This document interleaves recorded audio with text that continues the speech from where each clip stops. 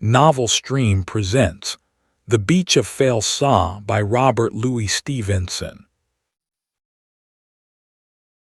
Chapter 1. A South Sea Biddle. I saw that island first when it was neither night nor morning. The moon was to the west, setting, but still broad and bright. To the east, and right amidships of the dawn, which was all pink, the day star sparkled like a diamond. The land breeze blew in our faces and smelled strong of wild lime and vanilla, other things besides, but these were the most plain, and the chill of it set me sneezing. I should say I had been for years on a low island near the equator, living for the most part solitary among natives.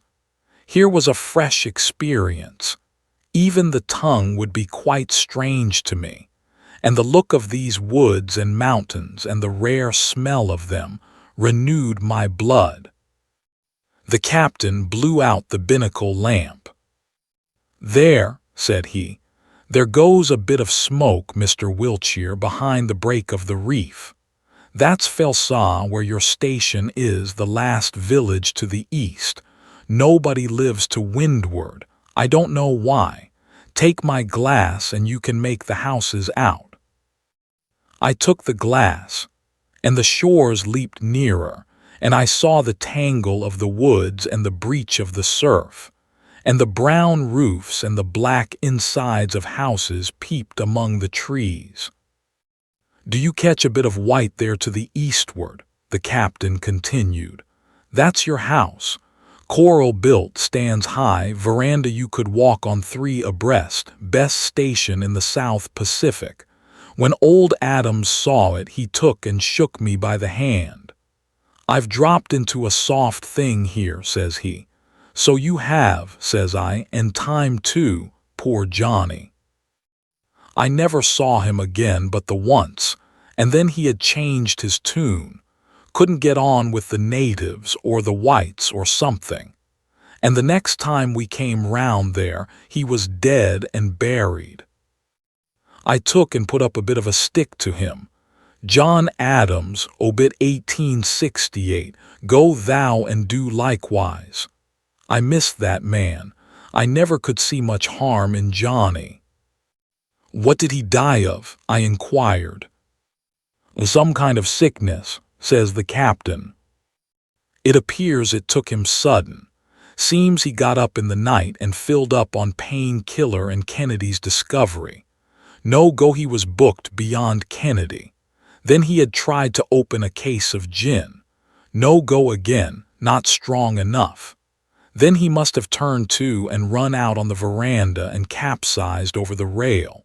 When they found him the next day, he was clean crazy, carried on all the time about somebody watering his copra. Poor John." "Was it thought to be the island?" I asked. "Well, it was thought to be the island or the trouble or something," he replied. "I never could hear but what it was a healthy place. Our last man, Vigors, never turned a hair. He left because of the beach, said he was afraid of Black Jack and Case and Whistling Jimmy, who was still alive at the time, but got drowned soon afterward when drunk. As for old Captain Randall, he's been here any time since 1840-45. I never could see much harm in Billy, nor much change. Seems as if he might live to be old Cafu's Liam. No, I guess it's healthy." "There's a boat coming now," said I. "She's right in the pass. Looks to be a 16-foot whale, 2 white men in the stern sheets." "That's the boat that drowned Whistling Jimmy," cried the captain. "Let's see the glass. Yes, that's Case, sure enough, and the darky. They've got a gallows bad reputation, but you know what a place the beach is for talking. My belief that Whistling Jimmy was the worst of the trouble, and he's gone to glory, you see. What'll you bet they ain't after gin? Lay you 5-2 they take 6 cases." When these two traders came aboard, I was pleased with the looks of them at once, or rather, with the looks of both, and the speech of one. I was sick for white neighbors after my 4 years at the line, which I always counted years of prison, getting tabooed, and going down to the Speak House to see and get it taken off, buying gin and going on a break, and then repenting, sitting in the house at night with the lamp for company, or walking on the beach and wondering what kind of a fool to call myself for being where I was. There were no other whites upon my island, and when I sailed to the next, rough customers made the most of the society. Now to see these two when they came aboard was a pleasure. One was black, to be sure, but they were both rigged out smart in striped pajamas and straw hats, and Case would have passed muster in a city. He was yellow and smallish, had a hawk's nose to his face, pale eyes, and his beard trimmed with scissors. No man knew his country beyond he was of English speech, and it was clear he came of a good family and was splendidly educated. He was accomplished, too, played the accordion first rate, and give him a piece of string or a cork or a pack of cards, and he could show you tricks equal to any professional. He could speak, when he chose, fit for a drawing room, and when he chose he could blaspheme worse than a Yankee bosun and talk smart to sicken a Kanaka. The way he thought would pay best at the moment, that was Case's way, and it always seemed to come natural and like as if he was born to it. He had the courage of a lion and the cunning of a rat, and if he is not in hell today, there's no such place. I know but one good point to the man, that he was fond of his wife and kind to her. She was a Samoa woman and dyed her hair red Samoa style, and when he came to die, as I have to tell of, they found one strange thing, that he had made a will like a Christian and the widow got the lot. All his, they said, and all Black Jack's, and the most of Billy Randall's in the bargain, for it was Case that kept the books. So she went off home in the schooner Manua, and does the lady to this day in her own place. But of all this on that first morning I knew no more than a fly. Case used me like a gentleman and like a friend, made me welcome to Falesá, and put his services at my disposal, which was the more helpful from my ignorance of the natives. All the better part of the day we sat drinking better acquaintance in the cabin, and I never heard a man talk more to the point. There was no smarter trader, and none dodgier in the islands. I thought Falesá seemed to be the right kind of a place, and the more I drank the lighter my heart. Our last trader had fled the place at half an hour's notice, taking a chance passage in a labor ship from up west. The captain, when he came, had found the station closed, the keys left with the native pastor, and a letter from the runaway, confessing he was fairly frightened of his life. Since then the firm had not been represented, and of course there was no cargo. The wind, besides, was fair. The captain hoped he could make his next island by dawn, with a good tide, and the business of landing my trade was gone about lively. There was no call for me to fool with it, Case said. Nobody would touch my things. Everyone was honest in Falesá, only about chickens or an odd knife or an odd stick of tobacco. And the best I could do was to sit quiet till the vessel left, then come straight to his house, see old Captain Randall, the father of the beach, take potluck, and go home to sleep when it got dark. So it was high noon, and the schooner was under way before I set my foot on shore at Falesá. I had a glass or two on board. I was just off a long cruise, and the ground heaved under me like a ship's deck. The world was like all new painted, My foot went along to music. Falesá might have been Fiddler's Green if there is such a place, and more's the pity if there isn't. It was good to foot the grass, to look aloft at the green mountains, to see the men with their green wreaths and the women in their bright dresses, red and blue. On we went, in the strong sun and the cool shadow, liking both, and all the children in the town came trotting after with their shaven heads and their brown bodies, and raising a thin kind of a cheer in our wake, like crowing poultry. "By the by," says Case, "we must get you a wife." "That's so," said I had forgotten. There was a crowd of girls about us, and I pulled myself up and looked among them like a bashaw. They were all dressed out for the sake of the ship being in, and the women of Falesá are a handsome lot to see. If they have a fault, they are a trifle broad in the beam, and I was just thinking so when Case touched me. "That's pretty," says he. "I saw one coming on the other side alone. She had been fishing. All she wore was a chemise and it was wetted through. She was young and very slender for an island maid, with a long face, a high forehead, and a shy, strange, blindish look between a cat's and a baby's." "Who's she?" said I. "She will do." "That's Uma," said Case, and he called her up and spoke to her in the native. I didn't know what he said, but when he was in the midst she looked up at me quick and timid, like a child dodging a blow, then down again, and presently smiled. She had a wide mouth, the lips and the chin cut like any statue's, and the smile came out for a moment and was gone. Then she stood with her head bent and heard Case to an end, spoke back in the pretty Polynesian voice, looking him full in the face, heard him again in answer, and then with an obeisance started off. I had just a share of the bow, but never another shot of her eye, and there was no more word of smiling. "I guess it's all right," said Case. "I guess you can have her. I'll make it square with the old lady. You can have your pick of the lot for a plug of tobacco," he added, sneering. I suppose it was the smile stuck in my memory, for I spoke back sharp. "She doesn't look that sort," I cried.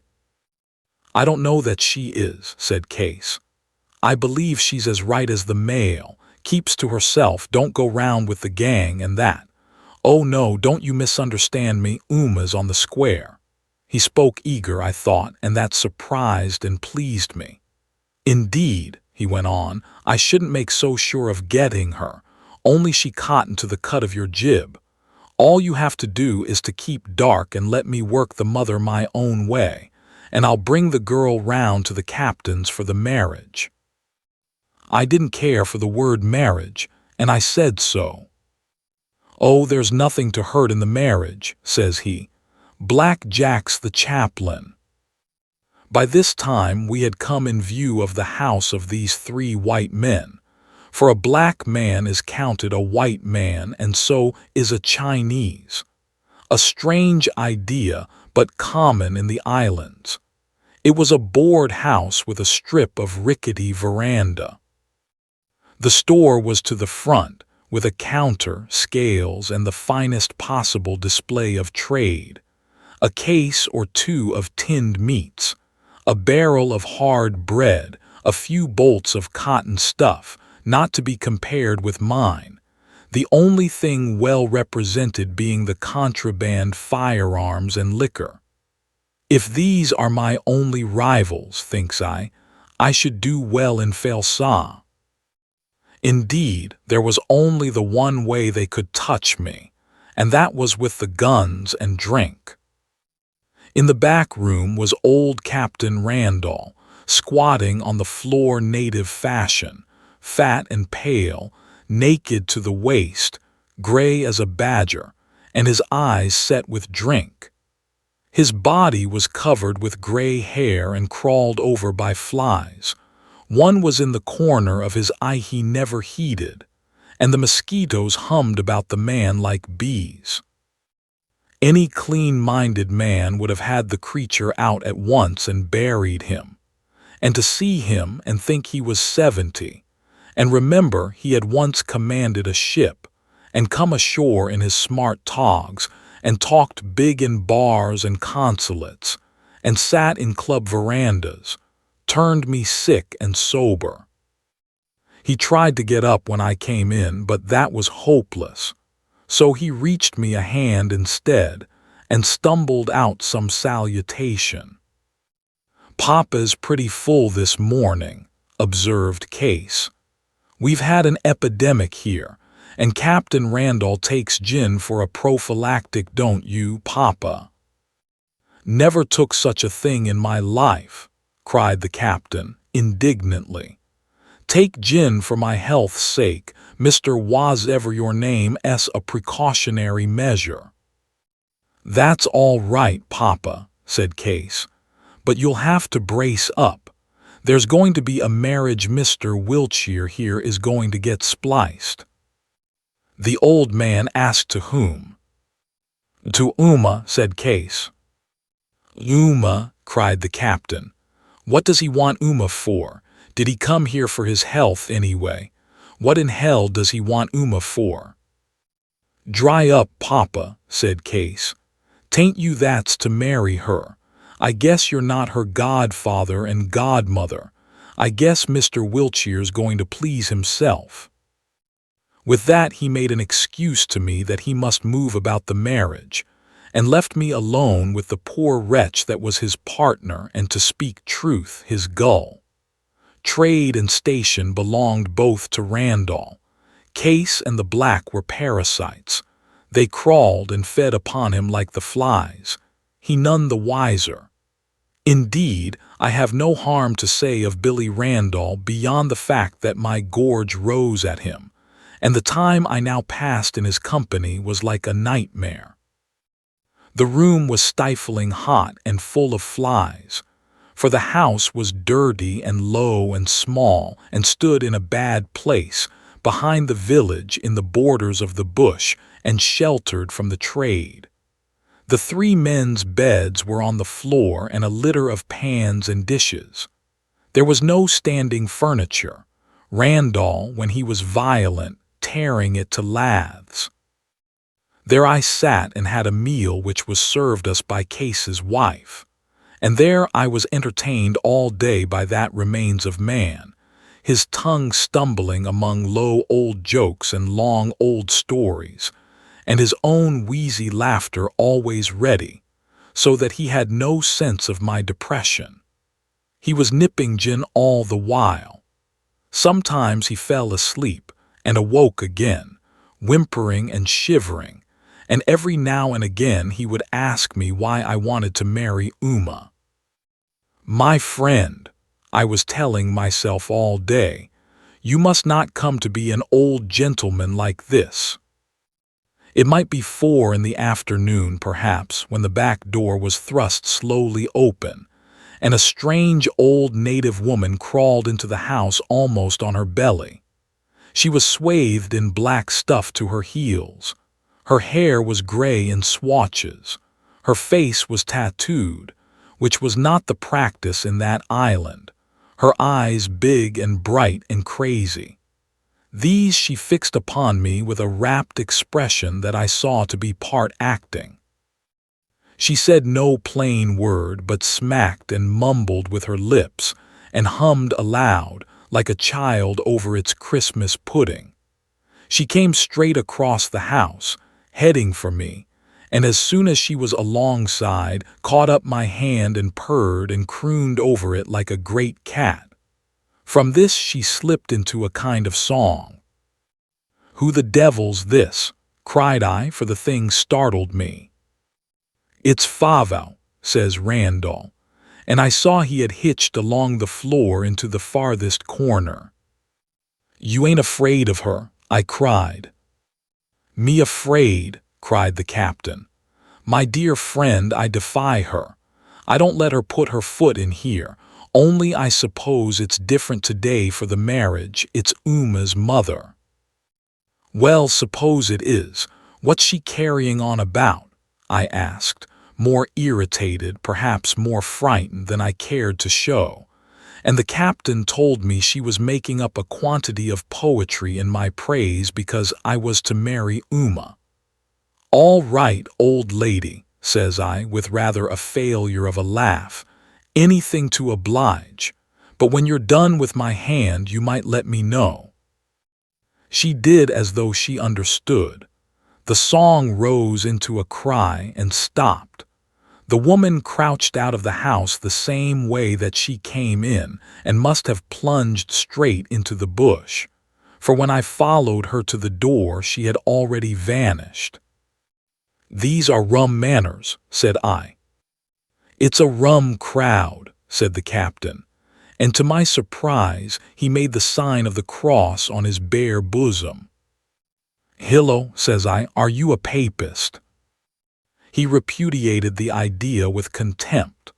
"Hardshell Baptist," said he, "but my dear friend, the papists got some good ideas too, and that's one of them. You take my advice, and whenever you come across Uma or Fava or Vigors or any of that crowd, you take a leaf out of the priests and do what I do. Savvy," says he, repeated the sign and winked his dim eye at me. "No, sir," he broke out again, "no papists here," and for a long time entertained me with his religious opinions.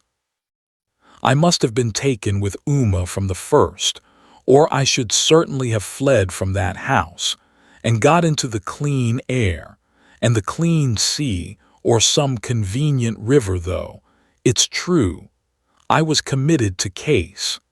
And besides, I could never have held my head up in that island if I had run from a girl upon my wedding night.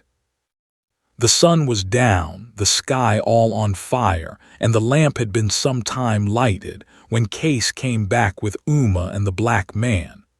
She was dressed and scented. Her kilt was of fine tapa, looking richer in the folds than any silk.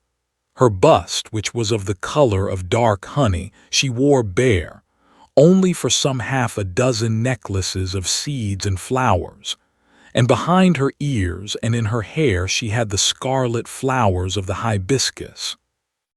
She showed the best bearing for a bride conceivable, serious and still, and I thought shame to stand up with her in that mean house, and before that grinning black man. I thought shame, I say, for the mountebank was dressed with a big paper collar. The book he made believe to read from was an odd volume of a novel, and the words of his service not fit to be set down. My conscience smote me when we joined hands, and when she got her certificate I was tempted to throw up the bargain and confess. Here is the document. It was Case that wrote it, signatures and all, in a leaf out of the ledger. This is to certify that Uma, daughter of Fava of Falesá, island of unknown, is illegally married to Mr. John Wiltshire, and Mr. John Wiltshire is at liberty to send her packing when he pleases. John Blackamoor, extracted from the Register Chaplain to the Hulks, by William T. Randall, Master Mariner. A nice paper to put in a girl's hand and see her hide away like gold. A man might easily feel cheap for less. But it was the practice in these parts, and as I told myself, not the least the fault of us white men, but of the missionaries. If they had let the natives be, I had never needed this deception, but taken all the wives I wished, and left them when I pleased with a clear conscience. The more ashamed I was, the more hurry I was in to be gone.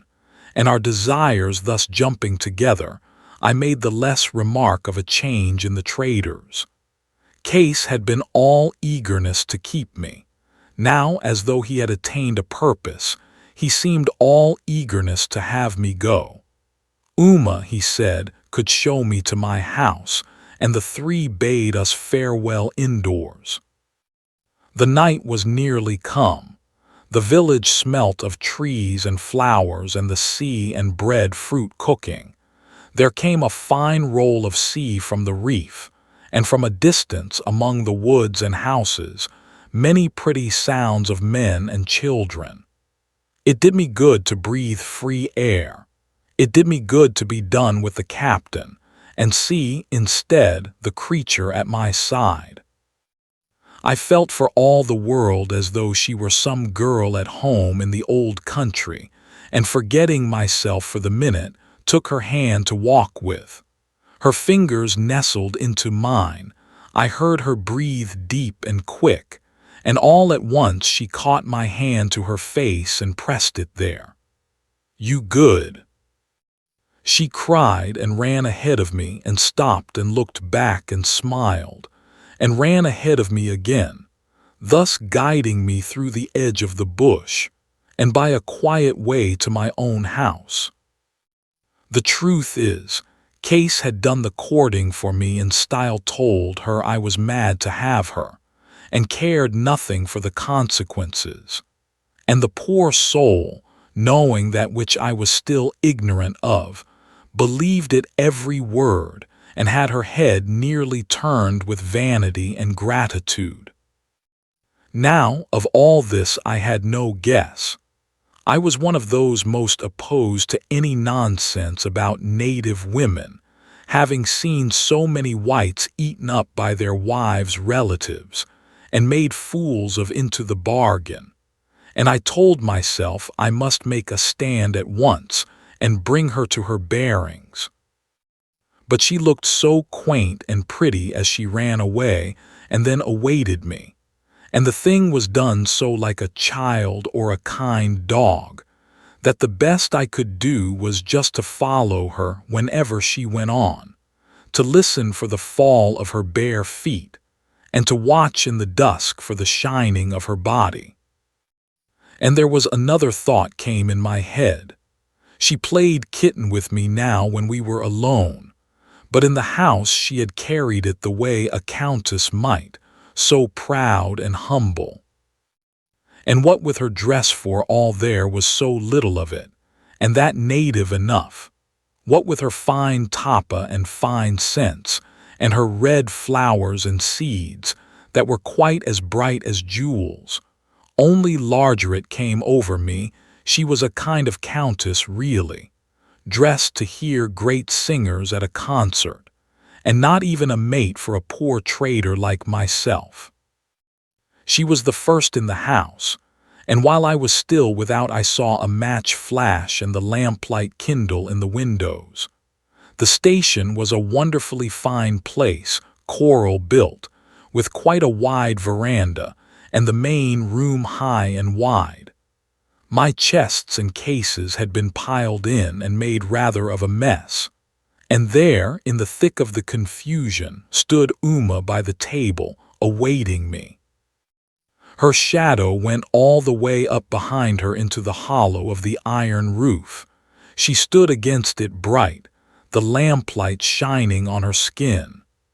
I stopped in the door and she looked at me, not speaking, with eyes that were eager and yet daunted. Then she touched herself on the bosom. "Me your wiffy," she said. It had never taken me like that before, but the want of her took and shook all through me, like the wind in the luff of a sail. I could not speak if I had wanted, and if I could I would not. I was ashamed to be so much moved about a native, ashamed of the marriage too and the certificate she had treasured in her kilt, and I turned aside and made believe to rummage among my cases. The first thing I lighted on was a case of gin, the only one that I had brought, and partly for the girl's sake, and partly for horror of the recollections of old Randall, took a sudden resolve. I pried the lid off. One by one, I drew the bottles with a pocket corkscrew, and sent Uma out to pour the stuff from the veranda. She came back after the last, and looked at me puzzled like. "No good," said I, for I was now a little better master of my tongue. "Man he drink, he no good." She agreed with this but kept considering. "Why you bring him?" She asked presently. "Suppose you no want drink, you no bring him, I think." "That's all right," said I. "One time I want drink too much, now no want. You see, I no savvy, I get one little whiffy. Suppose I drink gin, my little whiffy be afraid." To speak to her kindly was about more than I was fit for.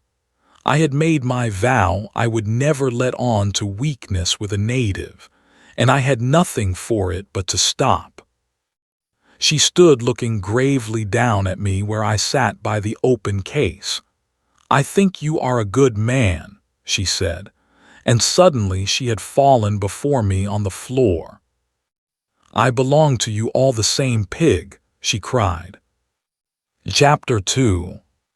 The Ban. I came on the veranda just before the sun rose on the morrow. My house was the last on the east. There was a cape of woods and cliffs behind that hid the sunrise.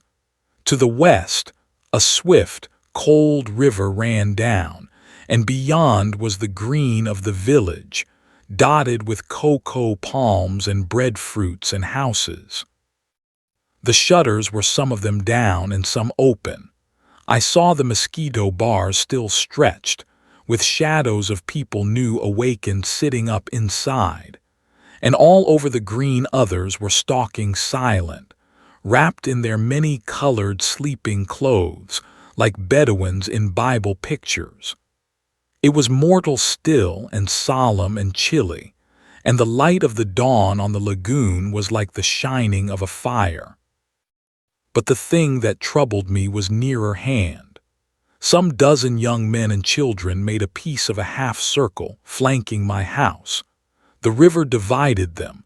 Some were on the near side, some on the far, and one on a boulder in the midst. And they all sat silent, wrapped in their sheets, and stared at me and my house as straight as pointer dogs. I thought it strange as I went out. When I had bathed and come back again and found them all there, and 2 or 3 more along with them, I thought it stranger still. What could they see to gaze at in my house, I wondered, and went in. But the thought of these starers stuck in my mind, and presently I came out again. The sun was now up, but it was still behind the cape of woods. Say a quarter of an hour had come and gone. The crowd was greatly increased. The far bank of the river was lined for quite a way, perhaps 30 grown folk, and of children twice as many, some standing, some squatted on the ground, and all staring at my house. I have seen a house in a South Sea village thus surrounded, but then a trader was thrashing his wife inside and she singing out. Here was nothing. The stove was alight, the smoke going up in a Christian manner. All was shipshape and Bristol fashion. To be sure, there was a stranger come, but they had a chance to see that stranger yesterday and took it quiet enough. What ailed them now? I leaned my arms on the rail and stared back. Devil a wink they had in them. Now and then I could see the children chatter, but they spoke so low not even the hum of their speaking came my length. The rest were like graven images. They stared at me, dumb and sorrowful, with their bright eyes. And it came upon me things would look not much different if I were on the platform of the gallows, and these good folk had come to see me hanged. I felt I was getting daunted, and began to be afraid I looked it, which would never do. Up I stood, made believe to stretch myself, came down the veranda stair, and strolled toward the river. There went a short buzz from one to the other, like what you hear in theaters when the curtain goes up, and some of the nearest gave back the matter of a pace. I saw a girl lay one hand on a young man and make a gesture upward with the other. At the same time, she said something in the native with a gasping voice. 3 little boys sat beside my path, where I must pass within 3 feet of them. Wrapped in their sheets, with their shaved heads and bits of topknots and queer faces, they looked like figures on a chimney piece. A while they sat their ground, solemn as judges. I came up hand over fist, doing my 5 knots like a man that meant business, and I thought I saw a sort of a wink and gulp in the 3 faces. Then one jumped up, he was the farthest off, and ran for his mammy. The other 2, trying to follow suit, got foul, came to the ground together bawling, wriggled right out of their sheets, and in a moment there were all 3 of them scampering for their lives and singing out like pigs.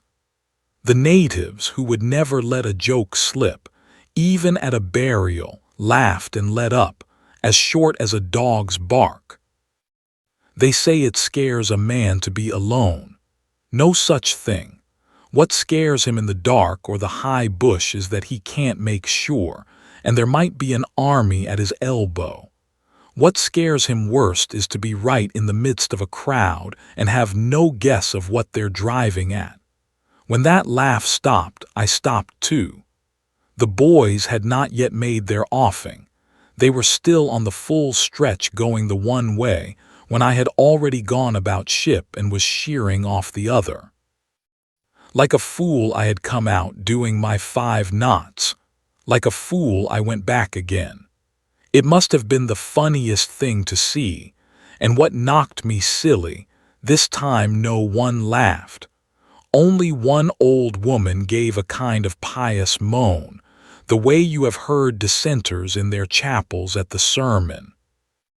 I never saw such fools of Kanakas as your people here, I said once to Uma, glancing out of the window at the starers. Savvy nothing, says Uma, with a kind of disgusted air that she was good at. And that was all the talk we had upon the matter, for I was put out, and Uma took the thing so much as a matter of course that I was fairly ashamed. All day, off and on, now fewer and now more, the fools sat about the west end of my house and across the river, waiting for the show, whatever that was, fire to come down from heaven, I suppose, and consume me, bones and baggage. But by evening, like real islanders, they had wearied of the business and got away, and had a dance instead in the big house of the village, where I heard them singing and clapping hands till, maybe, 10 at night, and the next day it seemed they had forgotten I existed. If fire had come down from heaven or the earth opened and swallowed me, there would have been nobody to see the sport or take the lesson, or whatever you like to call it. But I was to find they hadn't forgotten either, and kept an eye lifting for phenomena over my way. I was hard at it both these days, getting my trade in order and taking stock of what vigors had left. This was a job that made me pretty sick and kept me from thinking on much else.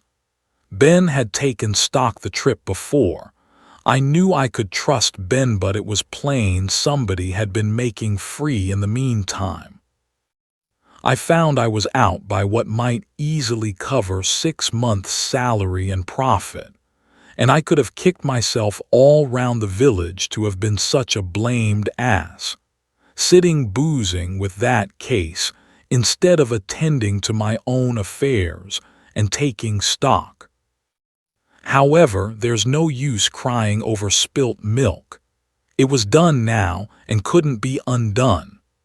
All I could do was to get what was left of it, and my new stuff, my own choice, in order, to go round and get after the rats and cockroaches, and to fix up that store regular Sydney style.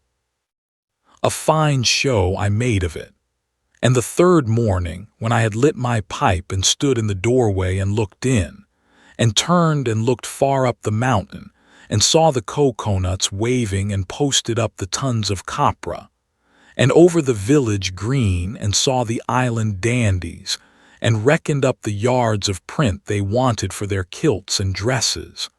I felt as if I was in the right place to make a fortune, and go home again and start a public house. There was I, sitting in that veranda, in as handsome a piece of scenery as you could find, a splendid sun and a fine, fresh, healthy trade that stirred up a man's blood like sea bathing. And the whole thing was clean gone from me, and I was dreaming England, which is, after all, a nasty, cold, muddy hole, with not enough light to see to read by, and dreaming the looks of my public by a cant of a broad, high road like an avenue and with the sign on a green tree. So much for the morning, but the day passed, and the devil anyone looked near me, and from all I knew of natives in other islands I thought this strange. People laughed a little at our firm and their fine stations, and at this station of Falesá in particular. All the copra in the district wouldn't pay for it, I had heard them say, in 50 years, which I supposed was an exaggeration. But when the day went and no business came at all, I began to get downhearted, and about 3 in the afternoon I went out for a stroll to cheer me up. On the green I saw a white man coming with a cassock on, by which and by the face of him I knew he was a priest.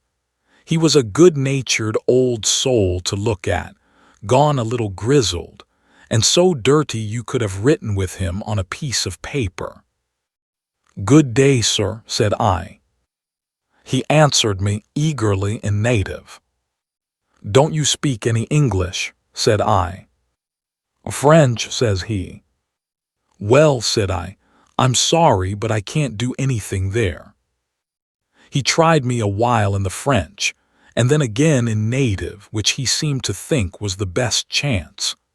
I made out he was after more than passing the time of day with me, but had something to communicate, and I listened the harder.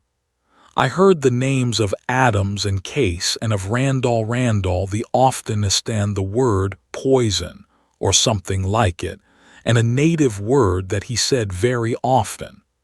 I went home, repeating it to myself. "What does Fusiaki mean?" I asked of Uma, for that was as near as I could come to it. "Make dead," said she. "The devil it does," says I. "Did ever you hear that Case had poisoned Johnny Adams?" "Every man he savvy that," says Uma, scornful like. "Give him white sand, bad sand. He got the bottle still. Suppose he give you gin, you no take him." Now I had heard much the same sort of story in other islands, and the same white powder always to the front, which made me think the less of it. For all that, I went over to Candle's place to see what I could pick up, and found Case on the doorstep, cleaning a gun. "Good shooting here," says I. "A one," says he. "The bush is full of all kinds of birds." "I wish copra was as plenty," says he, I thought slyly, "but there don't seem anything doing." I could see Black Jack in the store, serving a customer. "That looks like business, though," said I. "That's the first sale we've made in 3 weeks, said he. "You don't tell me," says I. 3 weeks, well, well. "If you don't believe me," he cries, a little hot, "you can go and look at the copra house. It's half empty to this blessed hour." "I shouldn't be much the better for that, you see," says I. "For all I can tell, it might have been wholly empty yesterday." "That's so," says he, with a bit of a laugh. "By the by," I said, "what sort of a party is that priest? Seems rather a friendly sort." At this Case laughed right out loud. "Ah," says he, "I see what ails you now. Galach, it's been at you. Father Galoshes was the name he went by most, but Case always gave it the French quirk, which was another reason we had for thinking him above the common. "Yes, I have seen him," I say. "I made out he didn't think much of your Captain Randall." "That he doesn't," says Case. "It was the trouble about poor Adams. The last day when he lay dying there was young Buncombe round. Ever met Buncombe?" I told him no. "He's a cure, is Buncombe," laughs Case. "Well, Buncombe took it in his head that as there was no other clergyman about bar Kanaka pastors, we ought to call in Father Gallichet and have the old man administered and take the sacrament. It was all the same to me, you may suppose, but I said I thought Adams was the fellow to consult. He was jawing away about watered copra and a sight of foolery. 'Look here,' I said, 'you're pretty sick. Would you like to see Galoshes?' He sat right up on his elbow. 'Get the priest,' says he, 'get the priest. Don't let me die here like a dog.' He spoke kind of fierce and eager, but sensible enough. There was nothing to say against that, so we sent and asked Gallichet if he would come. You bet he would. He jumped in his dirty linen at the thought of it. But we had reckoned without Papa. He's a hard-shelled Baptist, is Papa. No papists need apply. And he took and locked the door. Buncombe told him he was bigoted, and I thought he would have had a fit. 'Bigoted,' he says. 'Me bigoted? Have I lived to hear it from a jackanapes like you?' And he made for Buncombe, and I had to hold them apart. And there was Adams in the middle, gone lunny again and carrying on about copra like a born fool. It was good as the play, and I was about knocked out of time with laughing, when all of a sudden Adams sat up, clapped his hands to his chest, and went into the horrors. He died hard, did John Adams," says Case, with a kind of a sudden sternness. "And what became of the priest?" I asked. "The priest," says Case. "Oh, he was hammering on the door outside and crying on the natives to come and beat it in, and singing out it was a soul he wished to save, and that. He was in a rare taking, was the priest. But what would you have? Johnny had slipped his cable, no more Johnny in the market, and the administration racket clean played out. Next thing, word came to Randall that the priest was praying upon Johnny's grave. Papa was pretty full and got a club and lit out straight for the place, and there was Galoshes on his knees and a lot of natives looking on. You wouldn't think Papa cared that much about anything unless it was liquor, but he and the priest stuck to it 2 hours, slanging each other in native, and every time Galoshes tried to kneel down, Papa went for him with the club. There never were such larks in Falesá. The end of it was that Captain Randall knocked over with some kind of a fit or stroke, and the priest got in his goods after all. But he was the angriest priest you ever heard of, and complained to the chiefs about the outrage, as he called it. That was no account, for our chiefs are Protestant here. And anyway, he had been making trouble about the drum for morning school, and they were glad to give him a wipe. Now he swears old Randall gave Adams poison or something, and when the two meet they grin at each other like baboons. He told this story as natural as could be, and like a man that enjoyed the fun. Though now I come to think of it after so long, it seems rather a sickening yarn. However, Case never set up to be soft, only to be square and hearty and a man all round, and to tell the truth, he puzzled me entirely. I went home and asked Uma if she were a popey, which I had made out to be the native word for Catholics. "Ela ai," says she.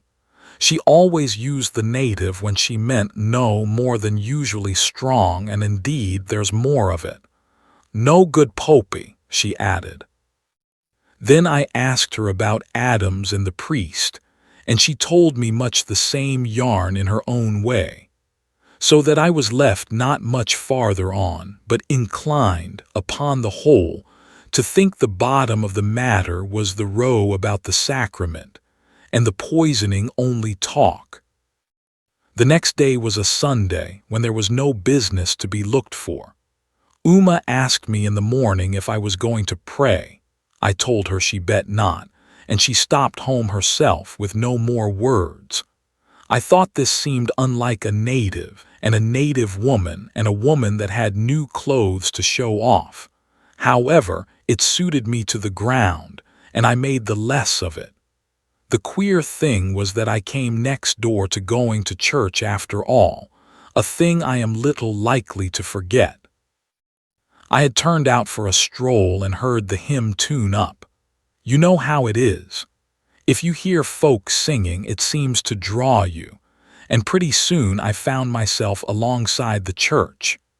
It was a little, long, low place, coral built, rounded off at both ends like a whale boat, a big native roof on the top of it, windows without sashes and doorways without doors.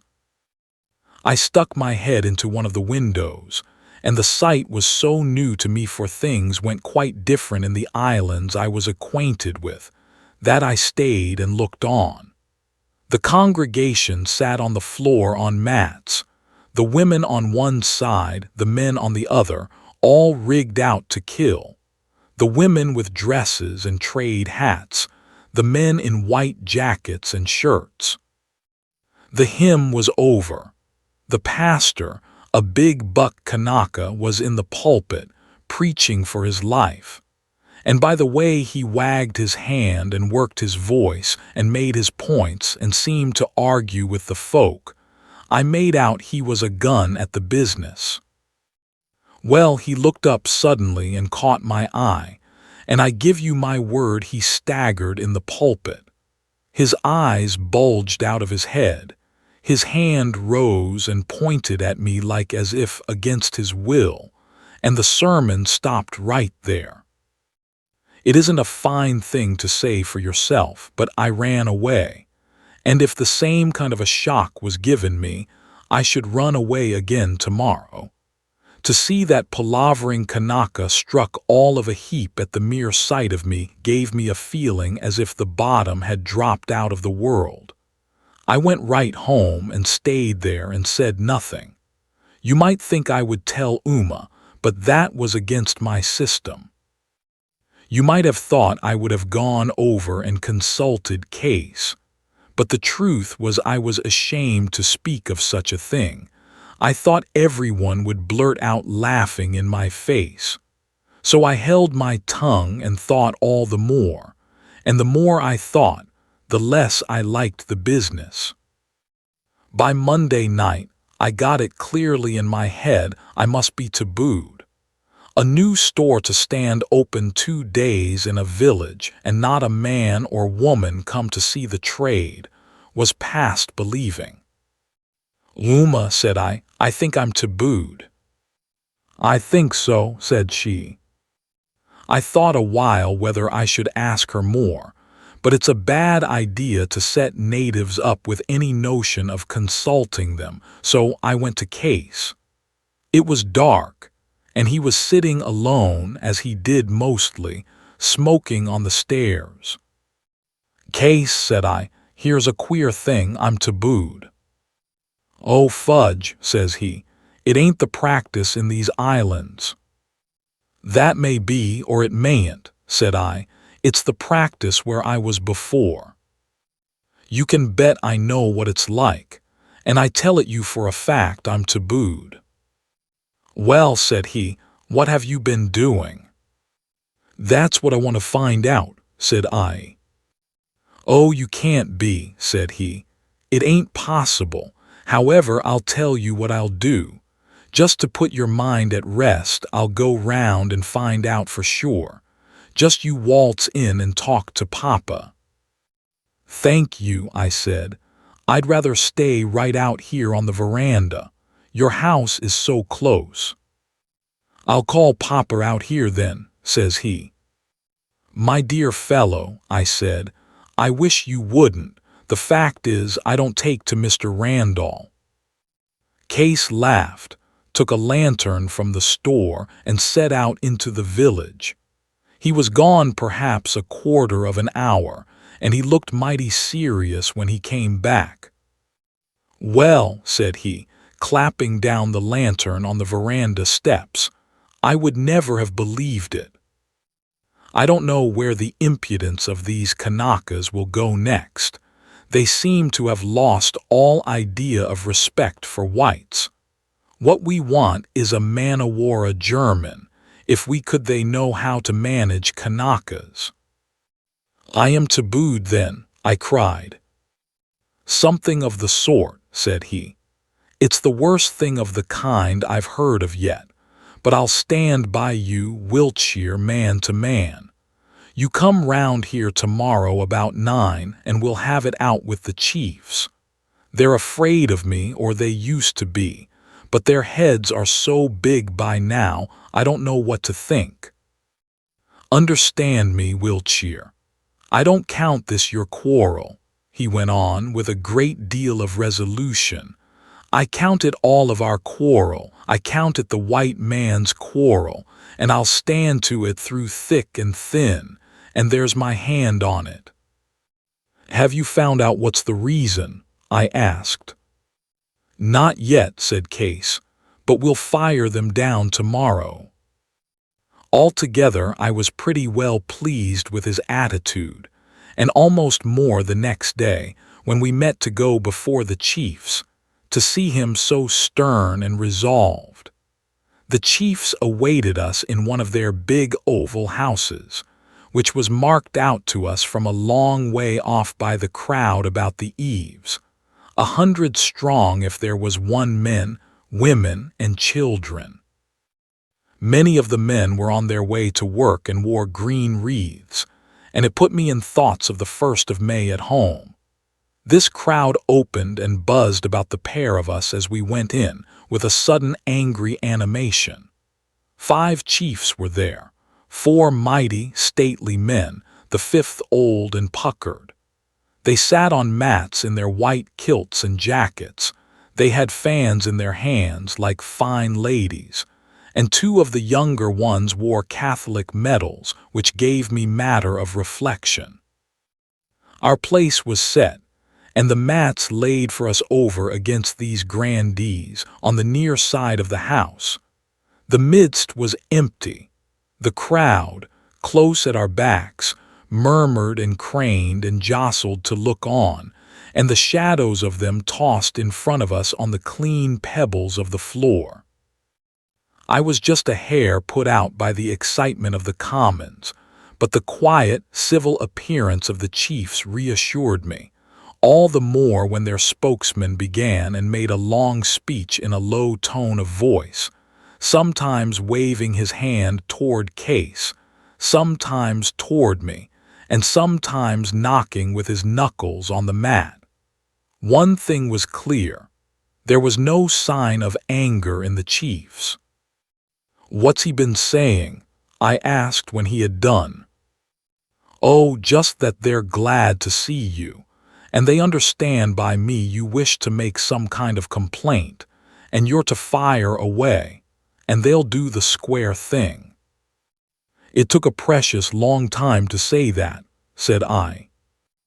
"Oh, the rest was solder and bonjour and that," said Case. "You know what Kanakas are." "Well, they don't get much bonjour out of me," said I. "You tell them who I am. I'm a white man and a British subject and no end of a big chief at home, and I've come here to do them good and bring them civilization.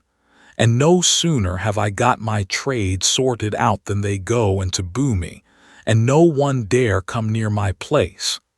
Tell them I don't mean to fly in the face of anything legal, and if what they want's a present, I'll do what's fair.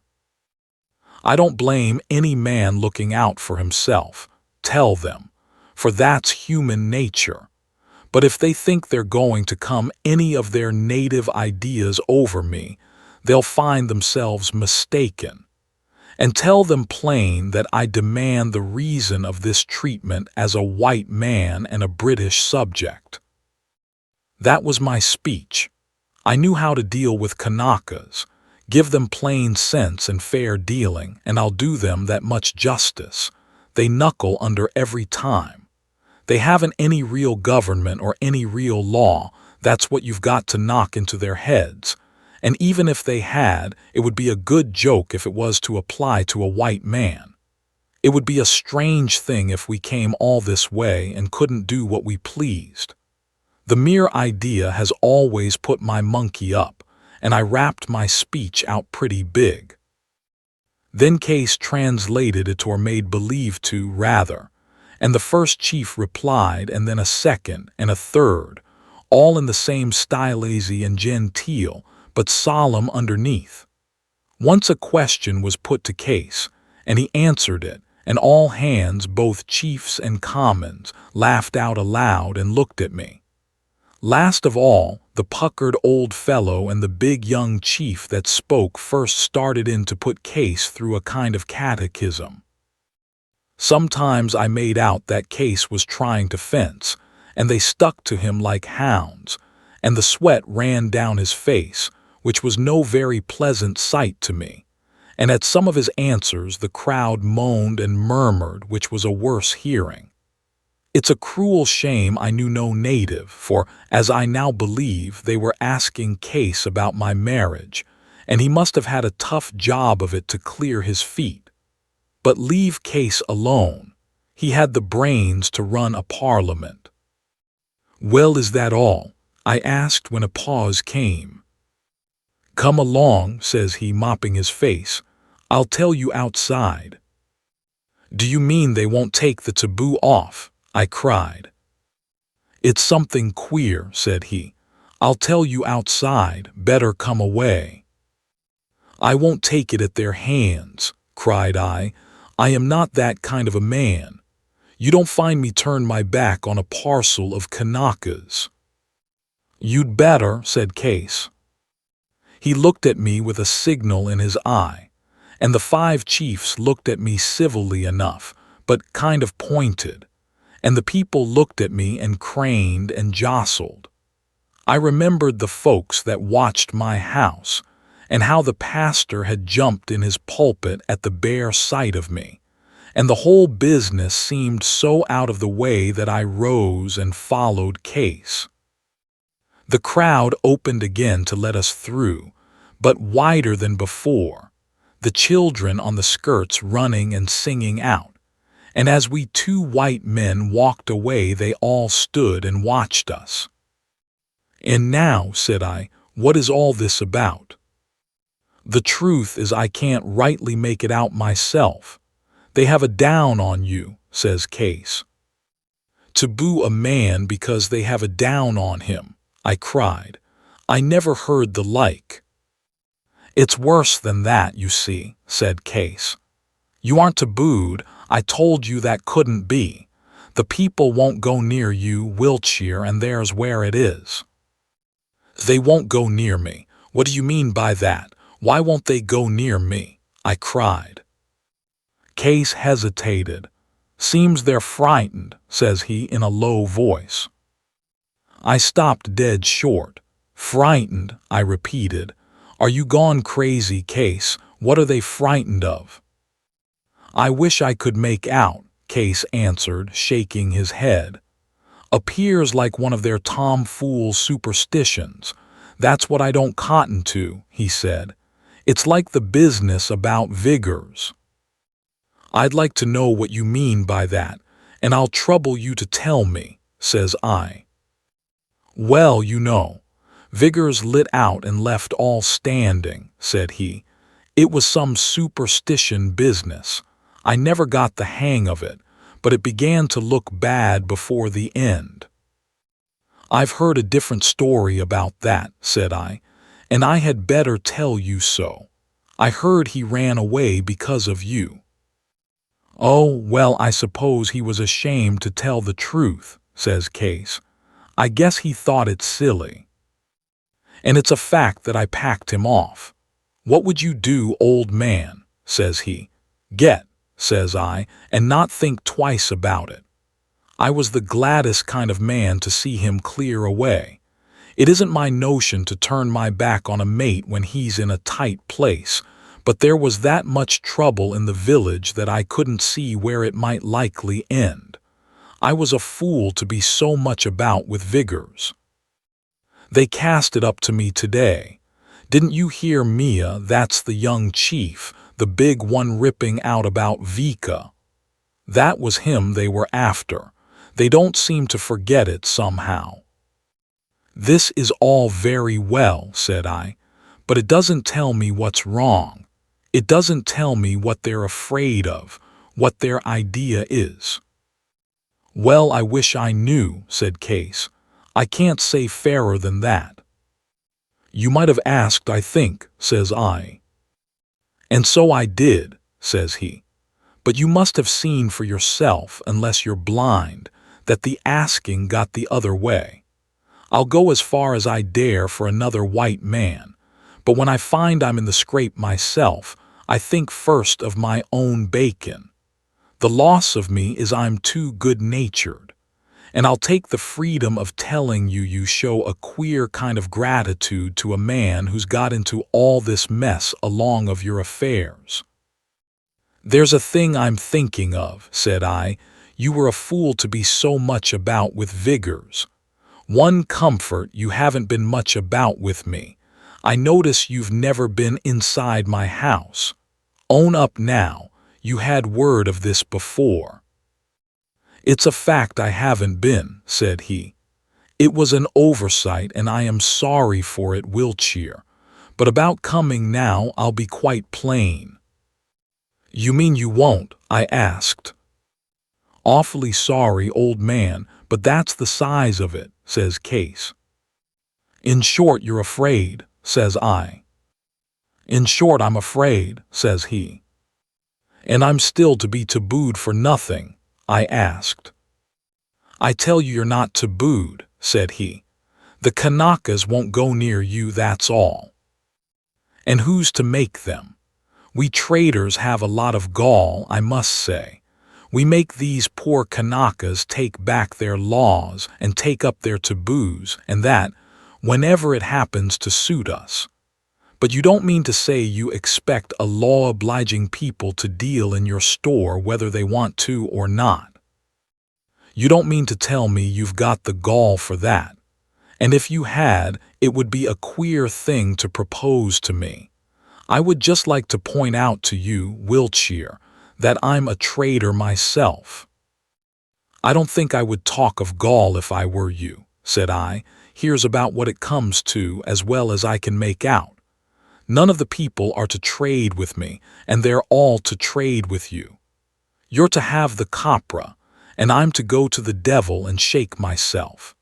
And I don't know any native, and you're the only man here worth mentioning that speaks English, and you have the gall to up and hint to me my life's in danger, and all you've got to tell me is you don't know why." "Well, it is all I have to tell you," said he. "I don't know, I wish I did." "And so you turn your back and leave me to myself. Is that the position?" says I. "If you like to put it nasty," says he, "I don't put it so. I say merely, I'm going to keep clear of you, or if I don't, I'll get in danger for myself." "Well," says I, "you're a nice kind of a white man." "Oh, I understand, you're riled," said he. "I would be myself. I can make excuses." "All right," I said, "go and make excuses somewhere else. Here's my way, there's yours." With that we parted, and I went straight home, in a hot temper, and found Uma trying on a lot of trade goods like a baby. "Here," I said, "you quit that foolery. Here's a pretty mess to have made, as if I wasn't bothered enough anyway, and I thought I told you to get dinner." And then I believe I gave her a bit of the rough side of my tongue, as she deserved. She stood up at once, like a sentry to his officer, for I must say she was always well brought up and had a great respect for whites. And now, says I, you belong round here, you're bound to understand this. What am I tabooed for anyway? Or, if I am not tabooed, what makes the folks afraid of me? She stood and looked at me with eyes like saucers. You know savvy, she gasps at last. No, said I, how would you expect me to? We don't have any such craziness where I come from. Esse no tell you, she asked again. Esse was the name the natives had for case. It may mean foreign or extraordinary, or it might mean a mummy apple, but most like it was only his own name misheard and put in a Kanaka spelling. Not much, said I. Damn Esse, she cried. You might think it funny to hear this Kanaka girl come out with a big swear. No such thing. There was no swearing in her, no, nor anger. She was beyond anger and meant the word simple and serious. She stood there straight as she said it. I cannot justly say that I ever saw a woman look like that before or after, and it struck me mum. Then she made a kind of an obeisance, but it was the proudest kind, and threw her hands out open. I am ashamed, she said. I think you savvy. Esse he tell me you savvy, he tell me you no mind, tell me you love me too much. Taboo belong me, she said, touching herself on the bosom as she had done upon our wedding night. Now I go away, taboo he go away too. Then you get too much copra, you like more better, I think. Tafa alii, says she in the native farewell chief. Hold on, I cried. Don't be in such a hurry. She looked at me sidelong with a smile. You see, you get copra, she said, the same as you might offer candies to a child. Uma, said I, hear reason. I didn't know, and that's a fact, and Case seems to have played it pretty mean upon the pair of us. But I do know now, and I don't mind. I love you too much. You know go away, you know leave me, I too much sorry. You know love me, she cried. You talk me bad words. And she threw herself in a corner of the floor and began to cry. Well, I'm no scholar, but I wasn't born yesterday, and I thought the worst of that trouble was over. However, there she lay, her back turned, her face to the wall, and shook with sobbing like a little child, so that her feet jumped with it. It's strange how it hits a man when he's in love, for there's no use mincing things. Kanaka and all, I was in love with her, or just as good. I tried to take her hand, but she would none of that. Uma, I said, there's no sense in carrying on like this. I want you stop here. I want my little whiffy, I tell you true. No tell me true, she sobbed. All right, says I, I'll wait till you're through with this. And I sat right down beside her on the floor and set to smooth her hair with my hand. At first she wriggled away when I touched her. Then she seemed to notice me no more. Then her sobs grew gradually less and presently stopped. And the next thing I knew, she raised her face to mine. You tell me true, you like me stop, she asked. Uma, I said, I would rather have you than all the copra in the South Seas, which was a very big expression, and the strangest thing was that I meant it. She threw her arms about me, sprang close up, and pressed her face to mine in the island way of kissing, so that I was all wetted with her tears, and my heart went out to her wholly. I never had anything so near me as this little brown bit of a girl. Many things went together and all helped to turn my head. She was pretty enough to eat. It seemed she was my only friend in that queer place. I was ashamed that I had spoken rough to her, and she was a woman and my wife, and a kind of a baby besides that I was sorry for, and the salt of her tears was in my mouth. And I forgot Case and the natives, and I forgot that I knew nothing of the story or only remembered it to banish the remembrance. And I forgot that I was to get no copra and so could make no livelihood. And I forgot my employers and the strange kind of service I was doing them when I preferred my fancy to their business. And I forgot even that Uma was no true wife of mine, but just a maid beguiled, and that in a pretty shabby style. But that is to look too far on. I will come to that part of it next. It was late before we thought of getting dinner.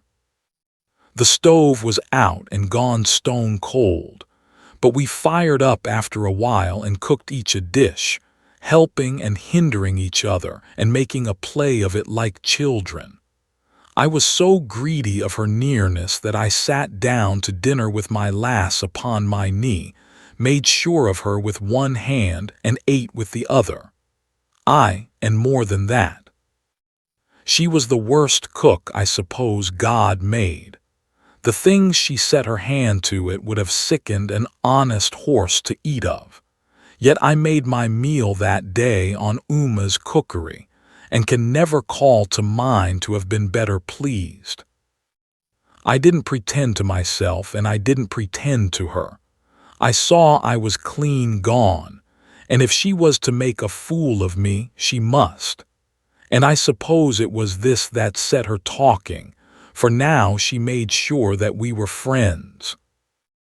A lot she told me, sitting in my lap and eating my dish as I ate hers from foolery. A lot about herself and her mother and Ione, all which would be very tedious, and fill sheets if I set it down in Beach de Mar, but which I must give a hint of in plain English. And one thing about myself, which had a very big effect on my concerns, as you are soon to hear. It seems she was born in one of the Line Islands, had been only 2 or 3 years in these parts, where she had come with a white man, who was married to her mother, and then died, and only the 1 year in Falesá. Before that they had been a good deal on the move, trekking about after the white man, who was one of those rolling stones that keep going round after a soft job. They talk about looking for gold at the end of a rainbow, but if a man wants an employment that'll last him till he dies, let him start out on the soft job hunt. There's meat and drink in it too, and beer and skittles, for you never hear of them starving and rarely see them sober. And as for steady sport, cockfighting isn't in the same county with it. Anyway, this beachcomber carried the woman and her daughter all over the shop, but mostly to out-of-the-way islands, where there were no police, and he thought, perhaps, the soft job hung out. I've my own view of this old party, but I was just as glad he had kept Uma clear of Apia and Papeete and these flash towns. At last he struck Falele on this island, got some trade the Lord knows how, muddled it all away in the usual style, and died worth next to nothing, bar a bit of land at Falesá that he had got for a bad debt, which was what put it in the minds of the mother and daughter to come there and live. It seems Ione encouraged them all he could, and helped to get their house built. He was very kind those days, and gave Uma trade, and there is no doubt he had his eye on her from the beginning. However, they had scarce settled, when up turned a young man, a native, and wanted to marry her. He was a small chief, and had some fine mats and old songs in his family, and was very pretty, Uma said. And altogether it was an extraordinary match for a penniless girl and an out-islander. At the first word of this, I got downright sick with jealousy. "And you mean to say you would have married him?" I cried. Oh yes, said she, I like too much. Well, I said, and suppose I had come round after. I like you more better now, said she. But suppose I marry Ione, I one good wife. I no common Kanaka, good girl, says she. Well, I had to be pleased with that, but I promise you I didn't care about the business one little bit. And I liked the end of that yarn no better than the beginning, for it seems this proposal of marriage was the start of all the trouble. It seems before that, Uma and her mother had been looked down upon, of course, for kinless folk and out-islanders, but nothing to hurt. And even when Ione came forward, there was less trouble at first than might have been looked for. And then, all of a sudden, about 6 months before my coming, Ione backed out and left that part of the island, and from that day to this Uma and her mother had found themselves alone. None called at their house, none spoke to them on the roads. If they went to church, the other women drew their mats away and left them in a clear place by themselves. It was a regular excommunication, like what you read of in the Middle Ages, and the cause or sense of it beyond guessing. It was some talo pepilo, Uma said, some lie, some calumny, and all she knew of it was that the girls who had been jealous of her luck with Ione used to twit her with his desertion, and cry out when they met her alone in the woods that she would never be married. They tell me no man he marry me. He too much fraid, she said. The only soul that came about them after this desertion was Master Ione. Even he was chary of showing himself, and turned up mostly by night, and pretty soon he began to table his cards and make up to Uma. I was still sore about Ione, and when Ione turned up in the same line of business, I cut up downright rough. Well, I said, sneering, and I suppose you thought Case very pretty and liked too much. Now you talk silly, said she. White man he come here, I marry him all the same Kanaka, very well then he marry me all the same white woman. Suppose he no marry, he go away, woman he stop. All the same thief, empty hand, Tonga heart no can love. Now you come marry me. You big heart, you know ashamed island girl. That thing I love you far too much. I proud.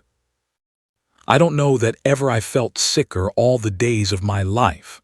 I laid down my fork and I put away the island girl. I didn't seem somehow to have any use for either, and I went and walked up and down in the house, and Uma followed me with her eyes, for she was troubled, and small wonder. But troubled was no word for it with me. I so wanted and so feared to make a clean breast of the sweep that I had been. And just then there came a sound of singing out of the sea.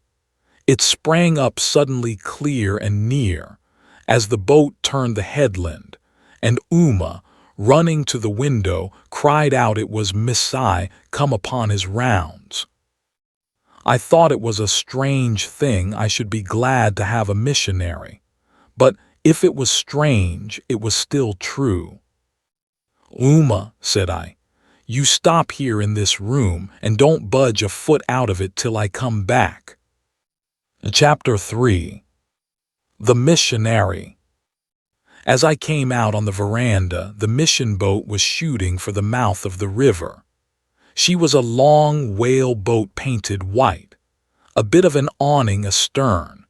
A native pastor crouched on the wedge of poop, steering, some 24 paddles flashing and dipping, true to the boat song, and the missionary under the awning in his white clothes, reading in a book, and set him up. It was pretty to see and hear. There's no smarter sight in the islands than a missionary boat with a good crew and a good pipe to them, and I considered it for half a minute, with a bit of envy perhaps, and then strolled down toward the river. From the opposite side there was another man aiming for the same place, but he ran and got there first. It was Case. Doubtless his idea was to keep me apart from the missionary, who might serve me as interpreter, but my mind was upon other things. I was thinking how he had jockeyed us about the marriage and tried his hand on Uma before, and at the sight of him rage flew into my nostrils. "Get out of that, you low, swindling thief," I cried. "What's that you say?" says he. I gave him the word again and rammed it down with a good oath. "And if ever I catch you within 6 fathoms of my house," I cried, "I'll clap a bullet in your measly carcass." "You must do as you like about your house," said he, "where I told you I have no thought of going, but this is a public place." "It's a place where I have private business," said I. "I have no idea of a hound like you eavesdropping, and I give you notice to clear out." "I don't take it, though," says Case. "I'll show you then," said I. "We'll have to see about that," said he. He was quick with his hands, but he had neither the height nor the weight, being a flimsy creature alongside a man like me, and besides, I was blazing to that height of wrath that I could have bit into a chisel. I gave him first the one and then the other, so that I could hear his head rattle and crack, and he went down straight. "Have you had enough?" cries I, but he only looked up white and blank, and the blood spread upon his face like wine upon a napkin. "Have you had enough?" I cried again. "Speak up and don't lie malingering there, or I'll take my feet to you." He sat up at that, and held his head. By the look of him you could see it was spinning, and the blood poured on his pajamas. "I've had enough for this time," says he, and he got up staggering and went off by the way that he had come. The boat was close in.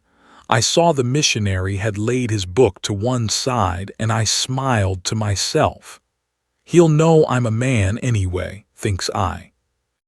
This was the first time in all my years in the Pacific I had ever exchanged 2 words with any missionary, let alone asked one for a favor.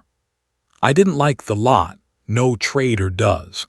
They look down upon us and make no concealment. And besides, they're partly kanakazed and suck up with natives instead of with other white men like themselves.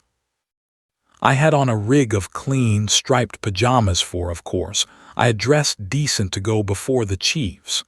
But when I saw the missionary step out of this boat in the regular uniform, white duck clothes, pith helmet, white shirt and tie, and yellow boots to his feet, I could have bunged stones at him.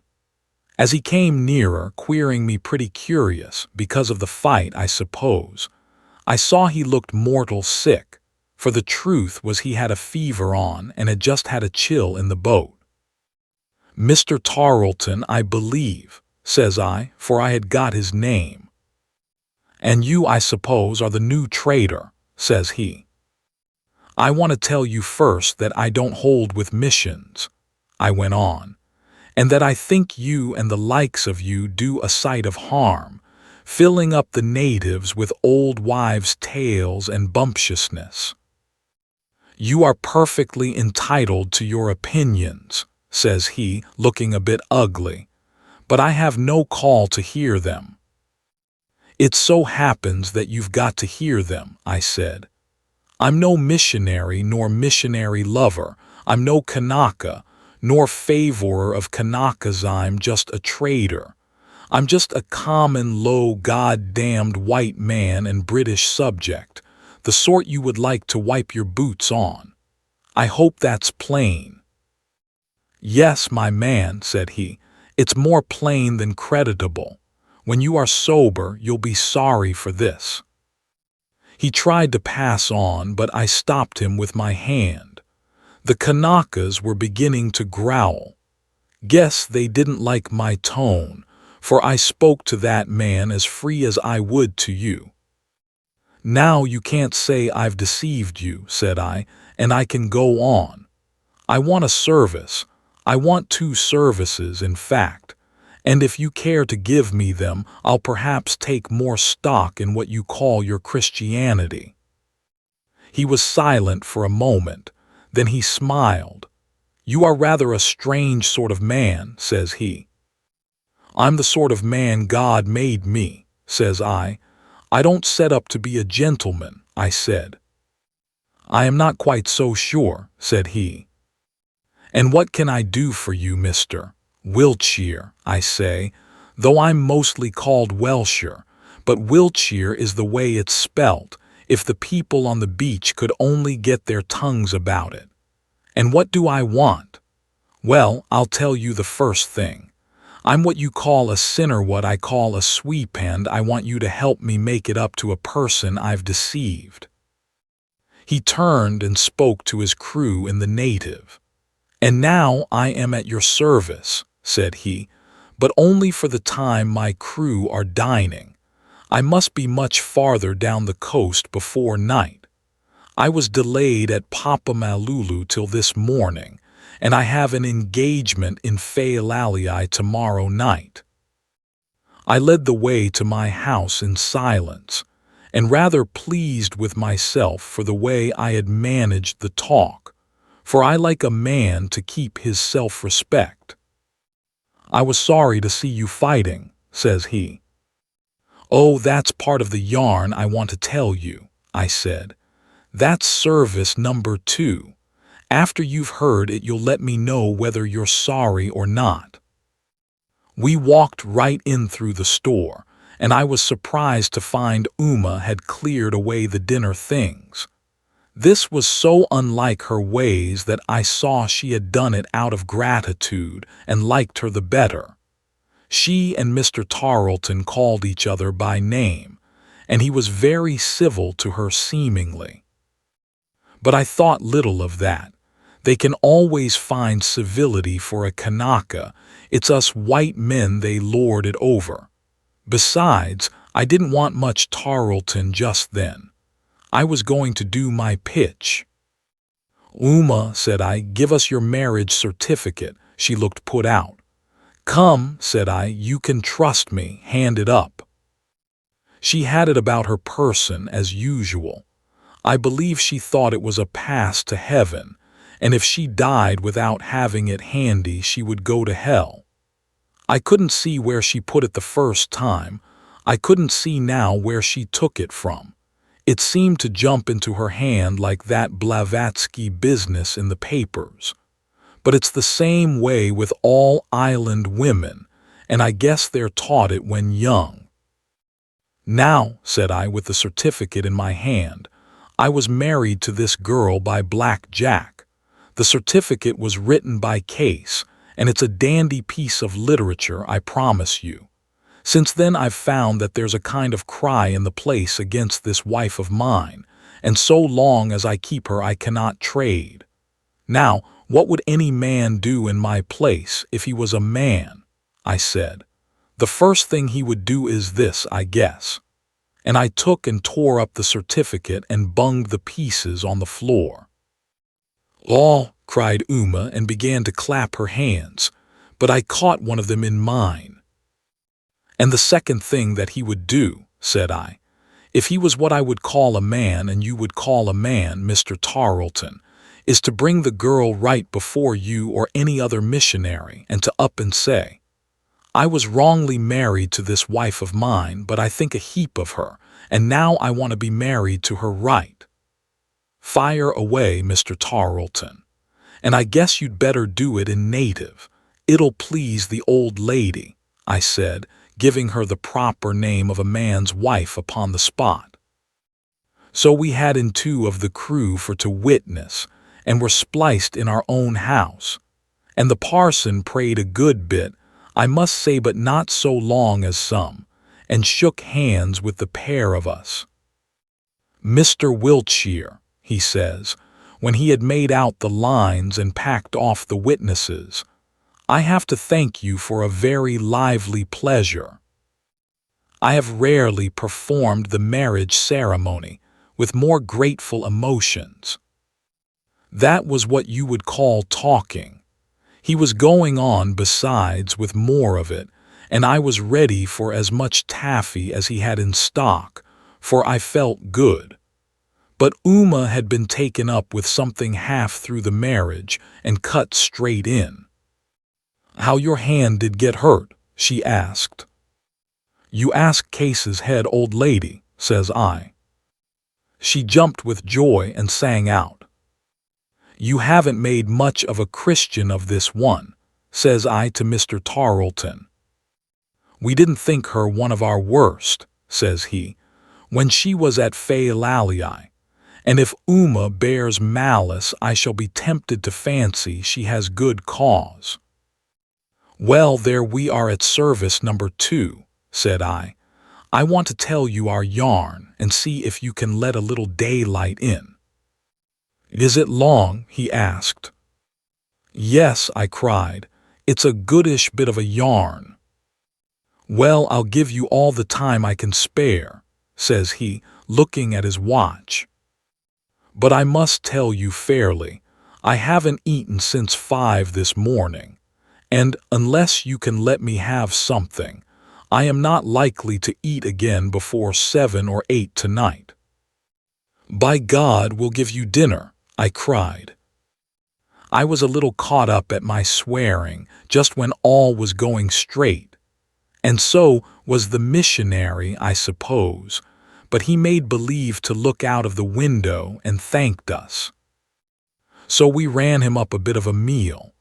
I was bound to let the old lady have a hand in it to show off, so I deputized her to brew the tea.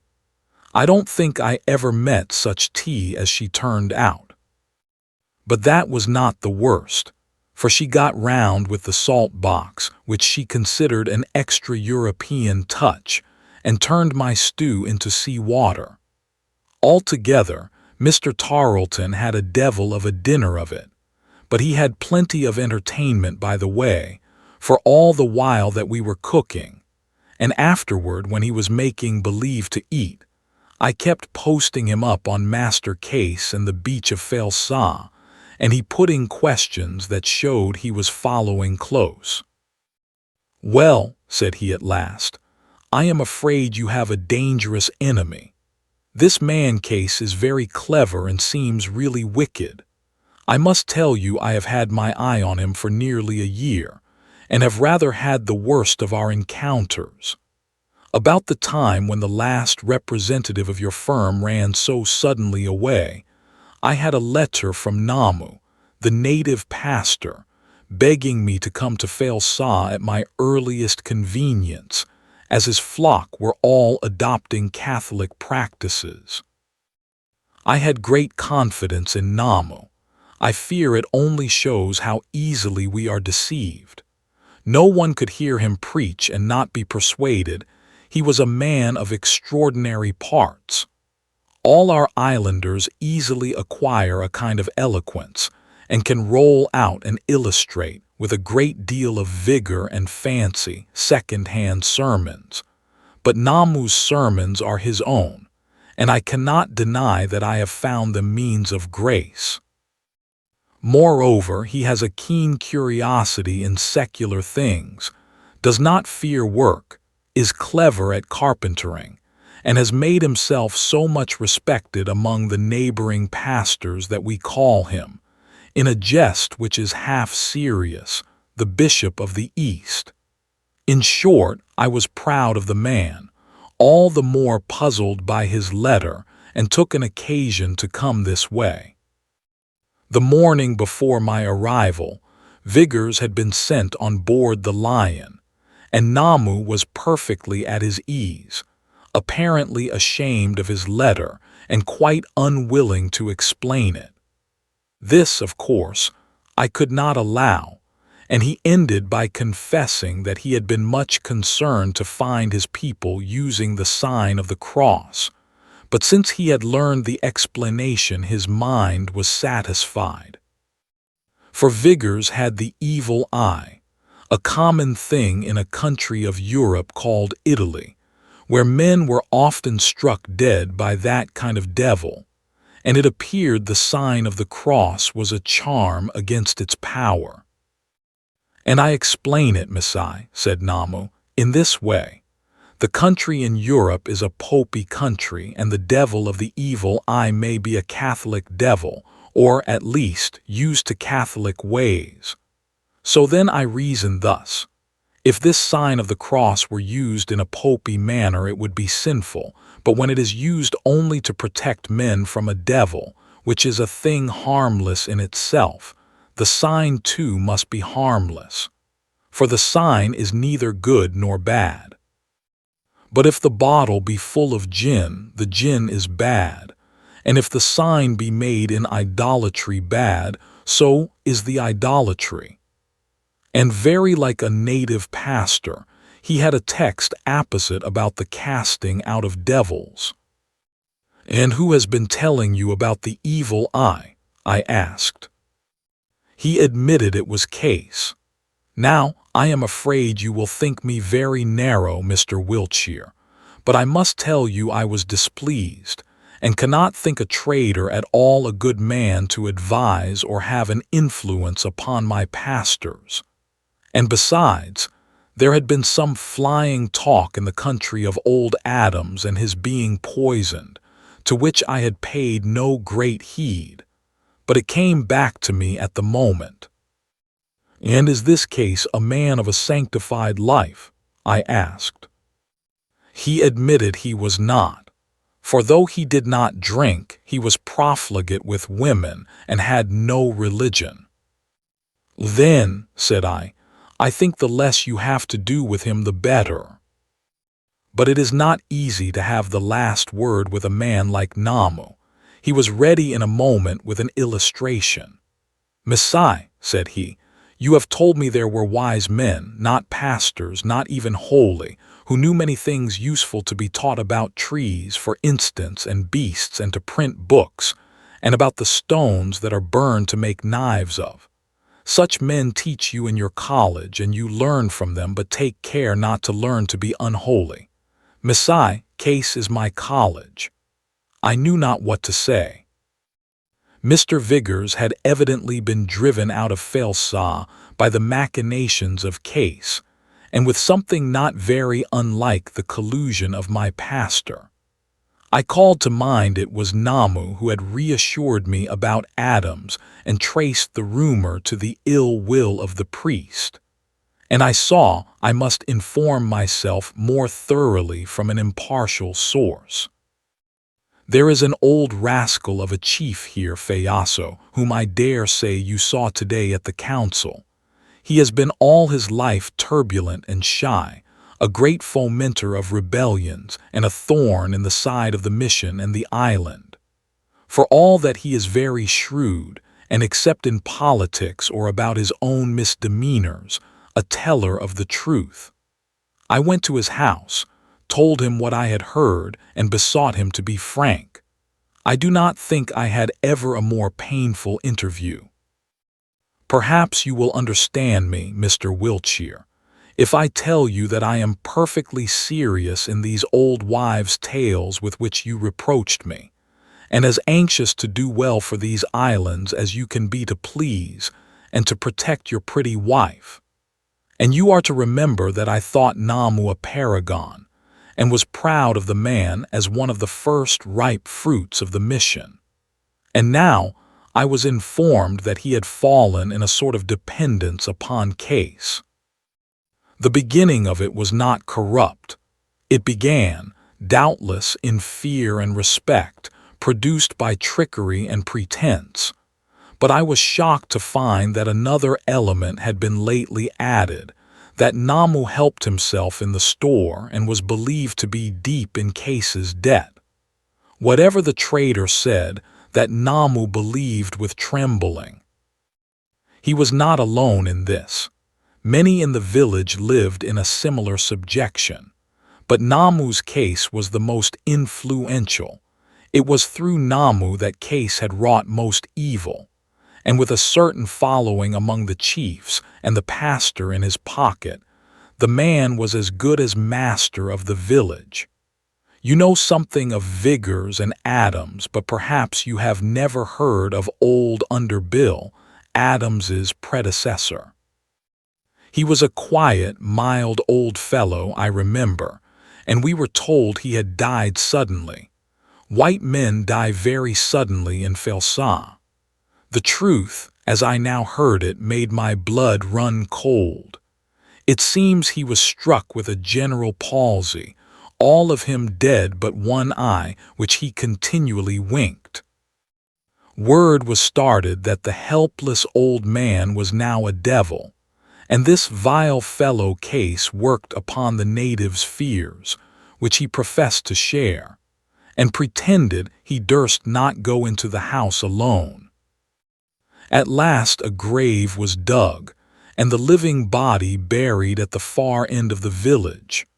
Namu, my pastor, whom I had helped to educate, offered up a prayer at the hateful scene. I felt myself in a very difficult position. Perhaps it was my duty to have denounced Namu and had him deposed. Perhaps I think so now, but at the time it seemed less clear. He had a great influence, it might prove greater than mine. The natives are prone to superstition. Perhaps by stirring them up I might but ingrain and spread these dangerous fancies. And Namu, besides, apart from this novel and accursed influence, was a good pastor, an able man and spiritually minded. Where should I look for a better? How was I to find as good? At that moment, with Namu's failure fresh in my view, the work of my life appeared a mockery. Hope was dead in me. I would rather repair such tools as I had than go abroad in quest of others that must certainly prove worse. And a scandal is, at the best, a thing to be avoided when humanly possible. Right or wrong, then, I determined on a quiet course. All that night I denounced and reasoned with the erring pastor, twitted him with his ignorance and want of faith, twitted him with his wretched attitude, making clean the outside of the cup and platter, callously helping at a murder, childishly flying in excitement about a few childish, unnecessary, and inconvenient gestures. And long before day I had him on his knees and bathed in the tears of what seemed a genuine repentance. On Sunday I took the pulpit in the morning and preached from 1 Kings 19th on the fire, the earthquake, and the voice, distinguishing the true spiritual power and referring with such plainness as I dared to recent events in Falesá. The effect produced was great, and it was much increased when Namu rose in his turn and confessed that he had been wanting in faith and conduct and was convinced of sin. So far, then, all was well, but there was one unfortunate circumstance. It was nearing the time of our May in the island, when the native contributions to the missions are received. It fell in my duty to make a notification on the subject, and this gave my enemy his chance, by which he was not slow to profit. News of the whole proceedings must have been carried to Case as soon as church was over, and the same afternoon he made an occasion to meet me in the midst of the village. He came up with so much intentness and animosity that I felt it would be damaging to avoid him. "So," says he in native, "here is the holy man. He has been preaching against me, but that was not in his heart. He has been preaching upon the love of God, but that was not in his heart, it was between his teeth. Will you know what was in his heart?" cries he. "I will show it to you." And making a snatch at my hand, he made believe to pluck out $1 and held it in the air. There went that rumor through the crowd with which Polynesians receive a prodigy. As for myself, I stood amazed. The thing was a common conjuring trick which I have seen performed at home a score of times, but how was I to convince the villagers of that? I wished I had learned legerdemain instead of Hebrew, that I might have paid the fellow out with his own coin. But there I was. I could not stand there silent, and the best I could find to say was weak. "I will trouble you not to lay hands on me again," said I. "I have no such thought," said he, "nor will I deprive you of your dollar. Here it is," he said, and flung it at my feet. "I am told it lay where it fell 3 days." "I must say it was well played," said I. "Oh, he is clever," said Mr. Tarleton, "and you can now see for yourself how dangerous. He was a party to the horrid death of the paralytic. He is accused of poisoning Adams. He drove Vigors out of the place by lies that might have led to murder. And there is no question but he has now made up his mind to rid himself of you. How he means to try we have no guess. Only be sure it's something new. There is no end to his readiness and invention." "He gives himself a sight of trouble," says I, "and after all, what for?" "Why, how many tons of copra may they make in this district?" asked the missionary. "I dare say as much as 60 tons, says I. "And what is the profit to the local trader?" he asked. "You may call it 3 pounds, said I. "Then you can reckon for yourself how much he does it for," said Mr. Tarleton. "But the more important thing is to defeat him. It is clear he spread some report against Uma in order to isolate and have his wicked will of her.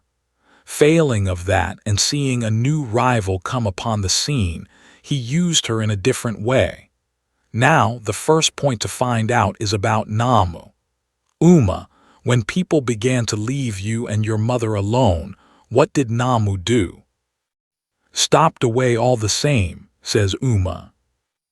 "I fear the dog has returned to his vomit," said Mr. Tarleton. "And now what am I to do for you? I will speak to Namu. I will warn him he is observed. It will be strange if he allow anything to go on amiss when he is put upon his guard. At the same time, this precaution may fail, and then you must turn elsewhere. You have 2 people at hand to whom you might apply. There is, first of all, the priest who might protect you by the Catholic interest. They are a wretchedly small body, but they count 2 chiefs. And then there is old Falesá. Ah, if it had been some years ago you would have needed no one else. But his influence is much reduced. It has gone into Mia's hands, and Mia, I fear, is one of Case's jackals. In fine, if the worst comes to the worst, you must send up or come yourself to Falesá. And though I am not due at this end of the island for a month, I will just see what can be done." So Mr. Tarleton said farewell, and half an hour later the crew were singing and the paddles flashing in the missionary boat. Chapter 4. Devil Work. Near a month went by without much doing. The same night of our marriage Galoshes called round, and made himself mighty civil, and got into a habit of dropping in about dark and smoking his pipe with the family. He could talk to Uma, of course, and started to teach me native and French at the same time. He was a kind old buffer, though the dirtiest you would wish to see, and he muddled me up with foreign languages worse than the Tower of Babel. That was one employment we had, and it made me feel less lonesome. But there was no profit in the thing, for though the priest came and sat and yarned, none of his folks could be enticed into my store, and if it hadn't been for the other occupation I struck out, there wouldn't have been a pound of copra in the house. This was the idea. Faavo, Uma's mother, had a score of bearing trees. Of course we could get no labor, being all as good as tabooed, and the two women and I turned to and made copra with our own hands. It was copra to make your mouth water when it was done. I never understood how much the natives cheated me till I had made that 400 pounds of my own hand, and it weighed so light I felt inclined to take and water it myself. When we were at the job, a good many Kanakas used to put in the best of the day looking on, and once that man turned up, he stood back with the natives and laughed and did the big Don and the funny dog, till I began to get riled. "Here, you man," says I. "I don't address myself to you, sir," says the man, "only speak to gentlemen." "I know," says I, "but it happens I was addressing myself to you, Mr. Black Jack. And all I want to know is just this. Did you see Case's figurehead about a week ago?" "No, sir," says he. "That's all right then," says I, "for I'll show you the own brother to it, only black in the inside of about 2 minutes." And I began to walk toward him, quite slow and my hands down. Only there was trouble in my eye if anybody took the pains to look. "You're a low, obstropulous fellow, sir," says he. "You bet," says I. By that time he thought I was about as near as convenient, and lit out so it would have done your heart good to see him travel. And that was all I saw of that precious gang until what I am about to tell you. It was one of my chief employments these days to go pot hunting in the woods, which I found, as Case had told me, very rich in game. I have spoken of the cape which shut up the village and my station from the east. A path went about the end of it and led into the next bay. A strong wind blew here daily, and as the line of the barrier reef stopped at the end of the cape, a heavy surf ran on the shores of the bay. A little cliffy hill cut the valley in 2 parts and stood close on the beach, and at high water the sea broke right on the face of it, so that all passage was stopped. Woody mountains hemmed the place all round. The barrier to the east was particularly steep and leafy, the lower parts of it, along the sea, falling in sheer black cliffs streaked with cinnabar, the upper part lumpy with the tops of the great trees. Some of the trees were bright green, and some red, and the sand of the beach as black as your shoes. Many birds hovered round the bay, some of them snow-white, and the flying fox or vampire flew there in broad daylight, gnashing its teeth. For a long while I came as far as this shooting and went no farther. There was no sign of any path beyond, and the cocoa palms in the front of the foot of the valley were the last this way. For the whole eye of the island, as natives call the windward end, lay desert. From Falesá round about to Papa Malulu, there was neither house, nor man, nor planted fruit tree, and the reef being mostly absent and the shores bluff, the sea beat direct among crags and there was scarce a landing place. I should tell you that after I began to go in the woods, although no one appeared to come near my store, I found people willing enough to pass the time of day with me where nobody could see them.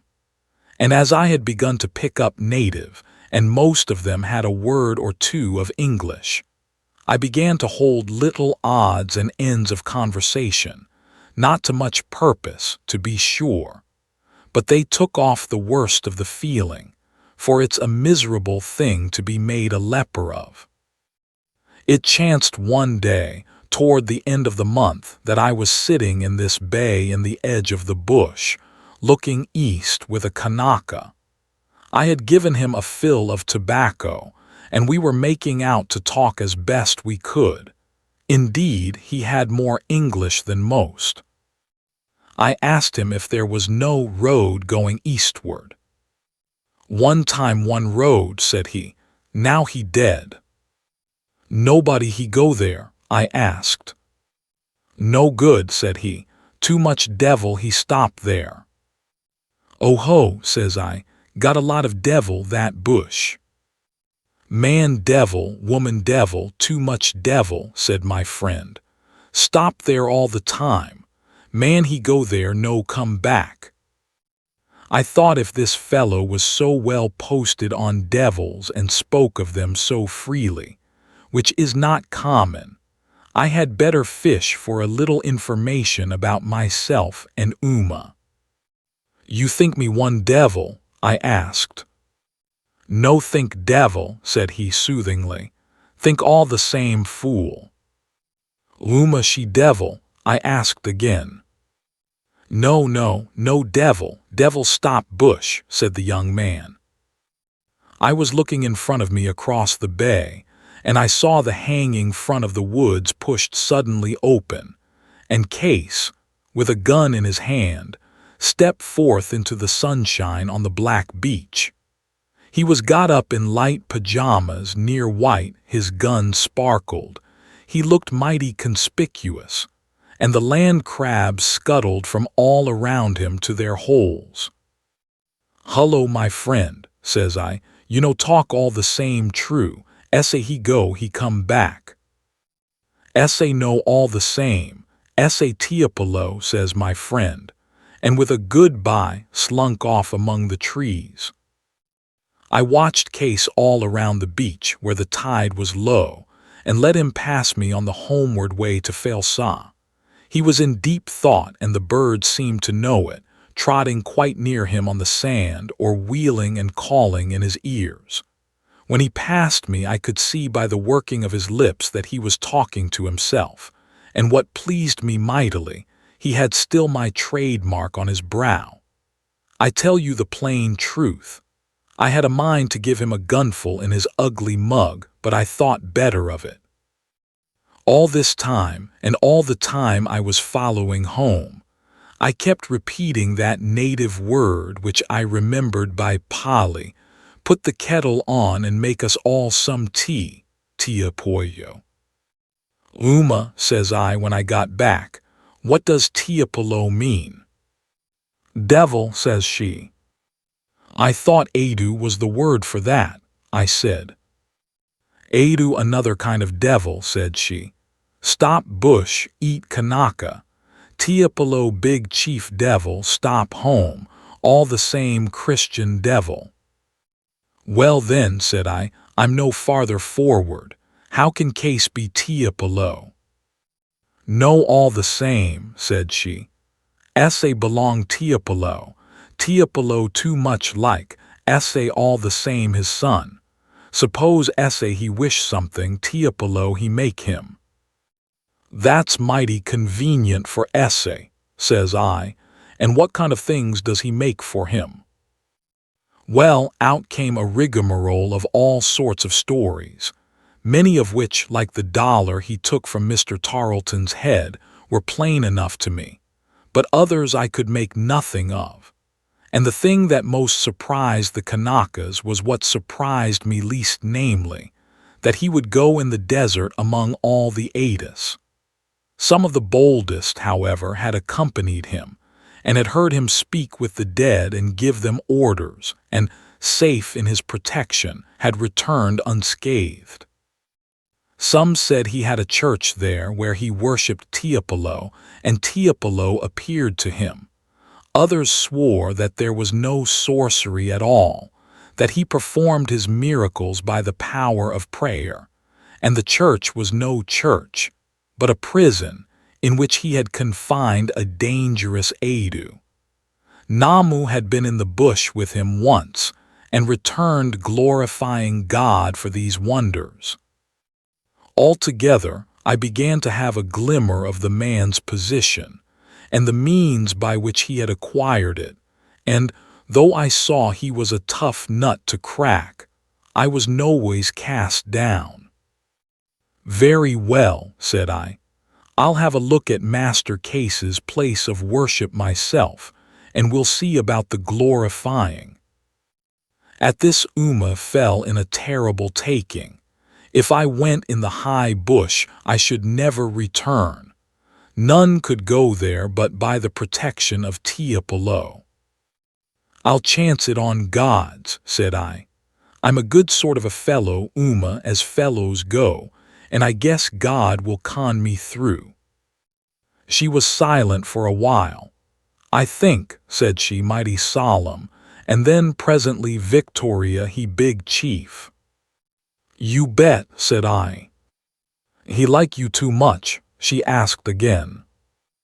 I told her, with a grin, I believed the old lady was rather partial to me. All right, said she. Victoria, he big chief like you too much. No can help you here in Falesá, no can do too far off. Mia, he be small chief stop here. Suppose he like you make you all right. All the same God and Tiapolo. God, he big chief got too much work. Tiapolo, he small chief, he like too much make see, work very hard. I'll have to hand you over to Mr. Tarleton, said I. Your theology's out of its bearings, Uma. However, we stuck to this business all the evening, and with the stories she told me of the desert and its dangers, she came near frightening herself into a fit. I don't remember half a quarter of them, of course, for I paid little heed, but two come back to me kind of clear. About 6 miles up the coast there is a sheltered cove they call Fangaanana, the haven full of caves. I've seen it from the sea myself, as near as I could get my boys to venture in, and it's a little strip of yellow sand, black cliffs overhang it, full of the black mouths of caves.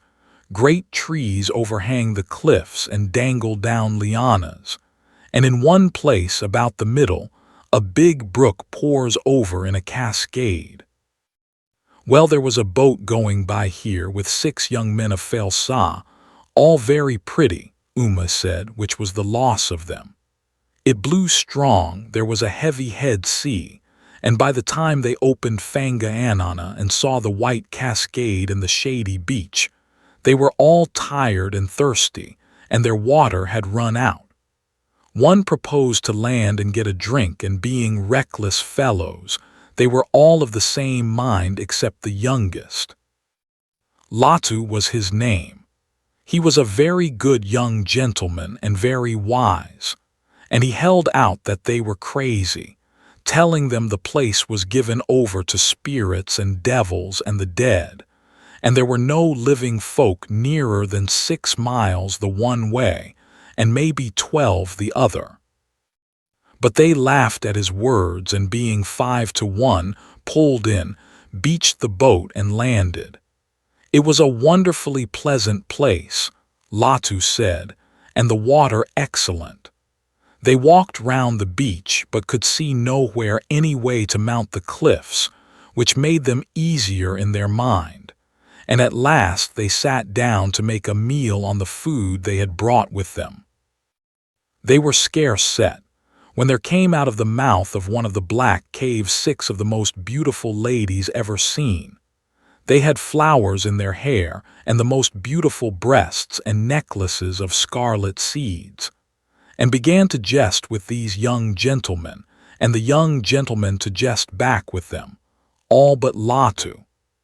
As for Latu, he saw there could be no living woman in such a place, and ran, and flung himself in the bottom of the boat, and covered his face and prayed. All the time the business lasted Latu made one clean break of prayer, and that was all he knew of it, until his friends came back, and made him sit up, and they put to sea again out of the bay, which was now quite desert, and no word of the 6 ladies. But what frightened Latu most? Not one of the 5 remembered anything of what had passed, but they were all like drunken men, and sang and laughed in the boat and skylarked.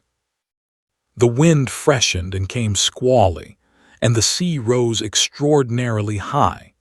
It was such weather as any man in the islands would have turned his back to and fled home to Falesá.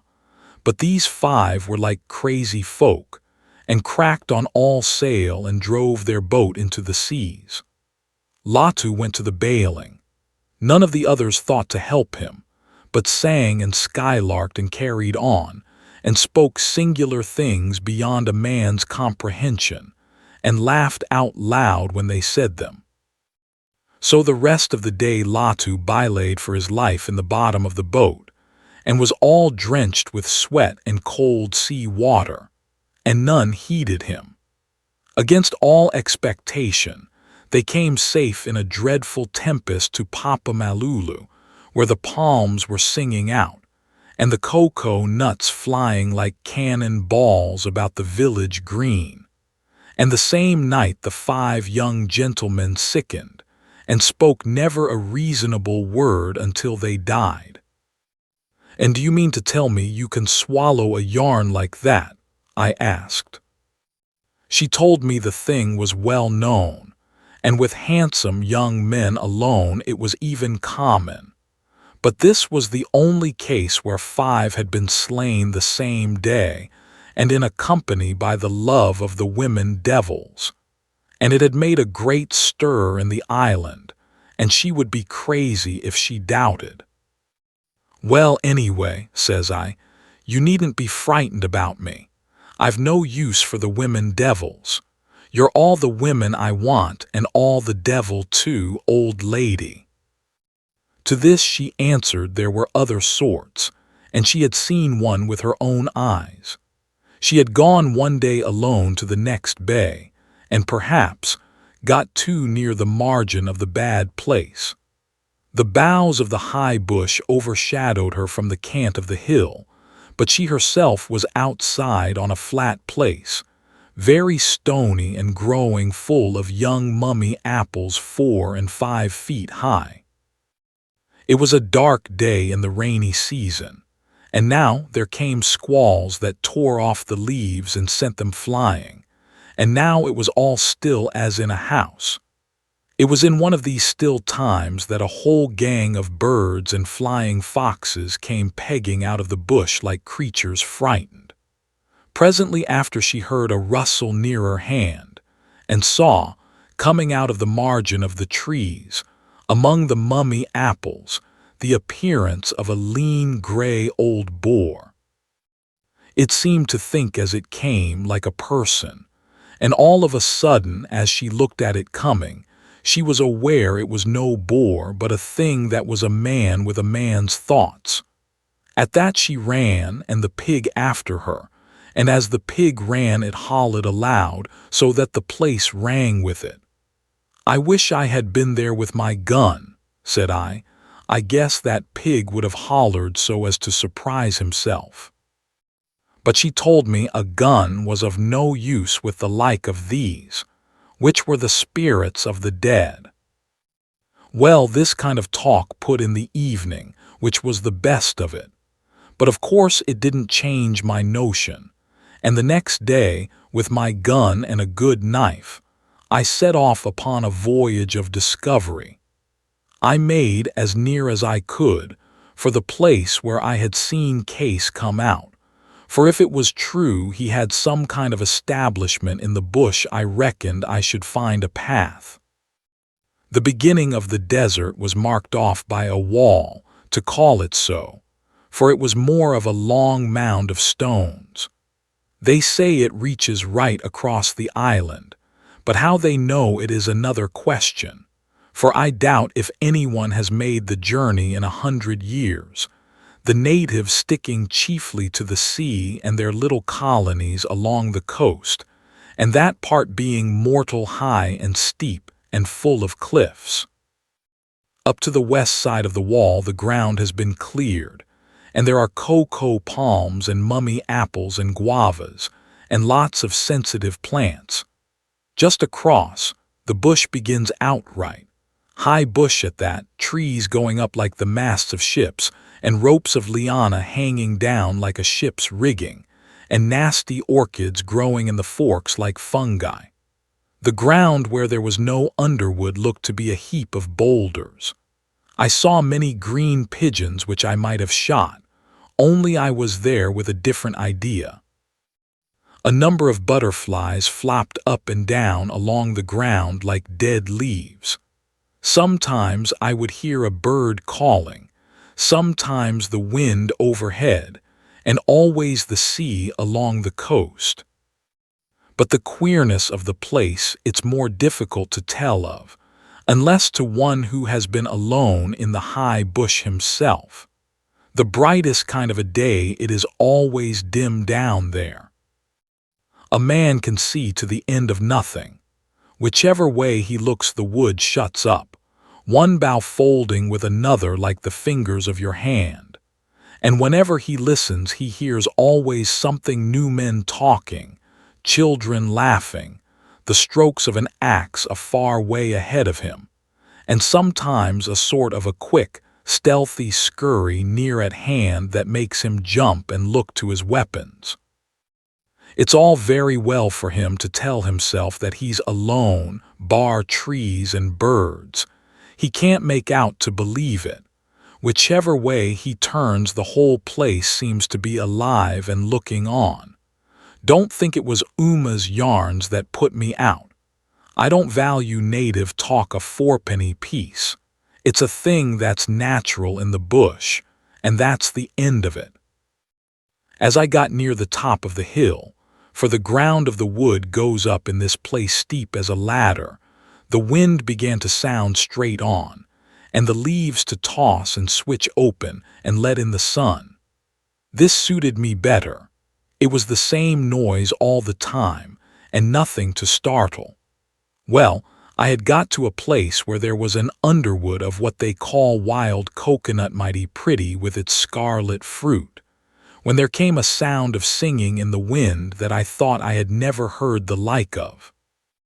It was all very fine to tell myself it was the branches. I knew better. It was all very fine to tell myself it was a bird. I knew never a bird that sang like that. It rose and swelled and died away and swelled again, and now I thought it was like someone weeping, only prettier. And now I thought it was like harps, and there was one thing I made sure of. It was a sight too sweet to be wholesome in a place like that. You may laugh if you like, but I declare I called to mind the 6 young ladies that came, with their scarlet necklaces, out of the cave at Fangaanana, and wondered if they sang like that. We laugh at the natives and their superstitions, but see how many traders take them up, splendidly educated white men that have been bookkeepers, some of them, and clerks in the old country. It's my belief a superstition grows up in a place like the different kind of weeds. And as I stood there and listened to that wailing, I twittered in my shoes. You may call me a coward to be frightened. I thought myself brave enough to go on ahead. But I went mighty carefully, with my gun cocked, spying all about me like a hunter, fully expecting to see a handsome young woman sitting somewhere in the bush, and fully determined, if I did, to try her with a charge of duck shot. And sure enough, I had not gone far when I met with a queer thing. The wind came on the top of the wood in a strong puff. The leaves in front of me burst open, and I saw for a second something hanging in a tree. It was gone in a wink, the puff blowing by and the leaves closing. I tell you the truth. I had made up my mind to see an Adu, and if the thing had looked like a pig or a woman, it wouldn't have given me the same turn. The trouble was that it seemed kind of square, and the idea of a square thing that was alive and sang knocked me sick and silly. I must have stood quite a while, and I made pretty certain it was right out of the same tree that the singing came. Then I began to come to myself a bit. Well, says I, If this is really so, if this is a place where there are square things that sing, I'm gone up anyway. Let's have my fun for my money. But I thought I might as well take the off chance of a prayer being any good. So I plumped on my knees and prayed out loud. And all the time I was praying, the strange sounds came out of the tree and went up and down and changed, for all the world like music. Only you could see it wasn't human, there was nothing there that you could whistle. As soon as I had made an end in proper style, I laid down my gun, stuck my knife between my teeth, walked right up to that tree and began to climb. I tell you, my heart was like ice. But presently, as I went up, I caught another glimpse of the thing, and that relieved me, for I thought it seemed like a box. And when I had got right up to it, I near fell out of the tree with laughing. A box it was, sure enough, and a candle box at that, with the brand upon the side of it. And it had banjo strings stretched so as to sound when the wind blew. I believe they call the thing a Tyrolean harp, whatever that may mean. "Well, Mr. Case," said I, "you frightened me once, but I defy you to frighten me again," I says, and slipped down the tree, and set out again to find my enemy's head office, which I guessed would not be far away. The undergrowth was thick in this part. I couldn't see before my nose, and must burst my way through by main force and ply the knife as I went, slicing the cords of the lianas and slashing down whole trees at a blow. I call them trees for the bigness, but in truth they were just big weeds, and sappy to cut through like carrot. From all this crowd and kind of vegetation, I was just thinking to myself, the place might have once been cleared, when I came on my nose over a pile of stones, and saw in a moment it was some kind of a work of man. The Lord knows when it was made or when deserted, for this part of the island has lain undisturbed since long before the whites came. A few steps beyond I hit into the path I had been always looking for. It was narrow, but well beaten, and I saw that Case had plenty of disciples. It seems, indeed it was, a piece of fashionable boldness to venture up here with the trader, and a young man scarce reckoned himself grown till he had got his breech tattooed, for one thing, and seen Case's devils for another. This is mighty like Kanaka's, but if you look at it another way, it's mighty like white folks too. A bit along the path I was brought to a clear stand, and had to rub my eyes. There was a wall in front of me, the path passing it by a gap. It was tumble down and plainly very old, but built of big stones very well laid, and there is no native alive today upon that island that could dream of such a piece of building. Along all the top of it was a line of queer figures, idols or scarecrows, or what not. They had carved and painted faces ugly to view, their eyes and teeth were of shell, their hair and their bright clothes blew in the wind, and some of them worked with the tugging.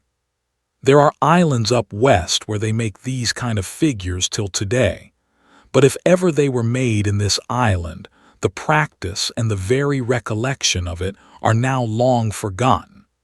And the singular thing was that all these bogies were as fresh as toys out of a shop. Then it came in my mind that Case had let out to me the first day that he was a good forger of island curiosities, a thing by which so many traders turn an honest penny. And with that I saw the whole business, and how this display served the man a double purpose. First of all, to season his curiosities, and then to frighten those that came to visit him. But I should tell you, what made the thing more curious, that all the time the Tyrolean harps were harping round me in the trees, and even while I looked, a green and yellow bird that, I suppose, was building began to tear the hair off the head of one of the figures. A little farther on I found the best curiosity of the museum. The first I saw of it was a longish mound of earth with a twist to it. Digging off the earth with my hands, I found underneath tarpaulin stretched on boards, so that this was plainly the roof of a cellar. It stood right on the top of the hill, and the entrance was on the far side, between two rocks, like the entrance to a cave. I went as far in as the bend, and looking round the corner saw a shining face. It was big and ugly, like a pantomime mask, and the brightness of it waxed and dwindled, and at times it smoked. "Oh ho," says I, "luminous paint." And I must say I rather admired the man's ingenuity. With a box of tools and a few mighty simple contrivances, he had made out to have a devil of a temple. Any poor Kanaka brought up here in the dark, with the harps whining all round him, and shown that smoking face in the bottom of a hole, would make no kind of doubt but he had seen and heard enough devils for a lifetime. It's easy to find out what Kanakas think. Just go back to yourself any way round from 10 to 15 years old, and there's an average Kanaka.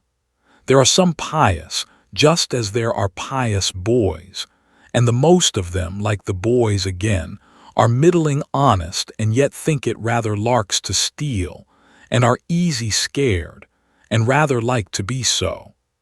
I remember a boy I was at school with at home who played the case business. He didn't know anything, that boy. He couldn't do anything. He had no luminous paint and no Tyrolean harps. He just boldly said he was a sorcerer and frightened us out of our boots, and we loved it. And then it came in my mind how the master had once flogged that boy, and the surprise we were all in to see the sorcerer catch it and hum like anybody else. Thinks I to myself, I must find some way of fixing it so for Master Case. And the next moment I had my idea. I went back by the path, which, when once you had found it, was quite plain and easy walking.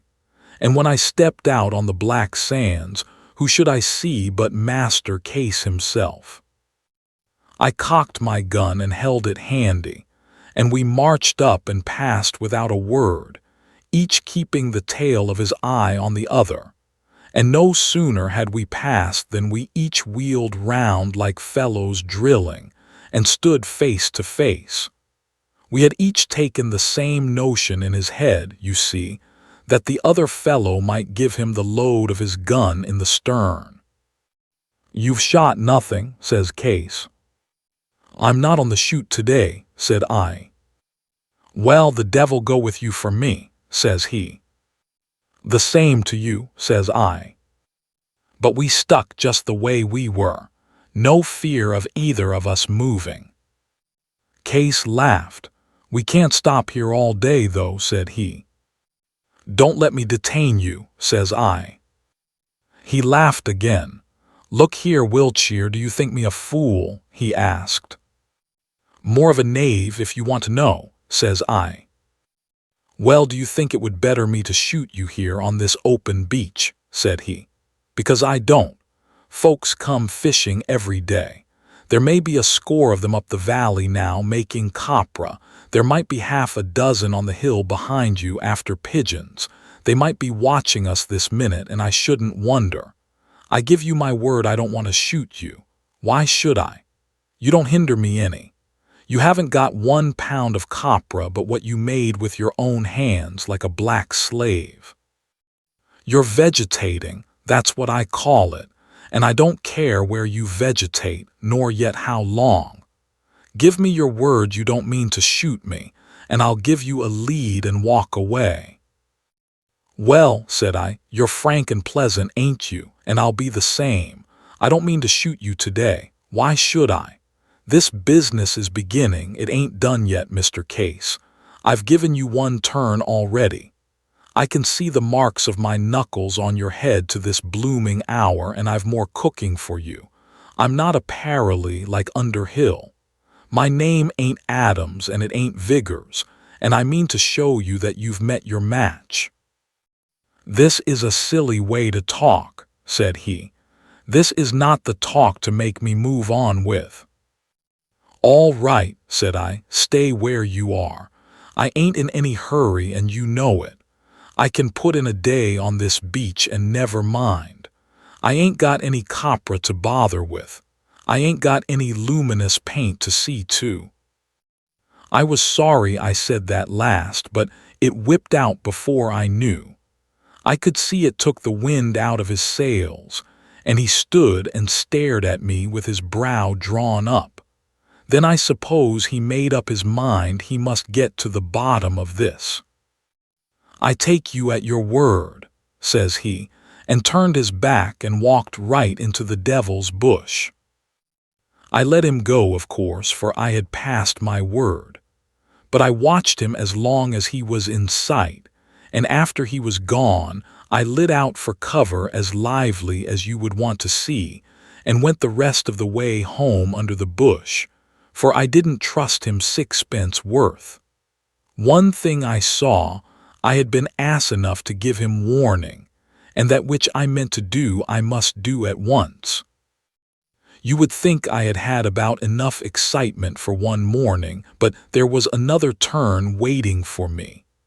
As soon as I got far enough around the Cape to see my house, I made out there were strangers there, a little farther, and no doubt about it.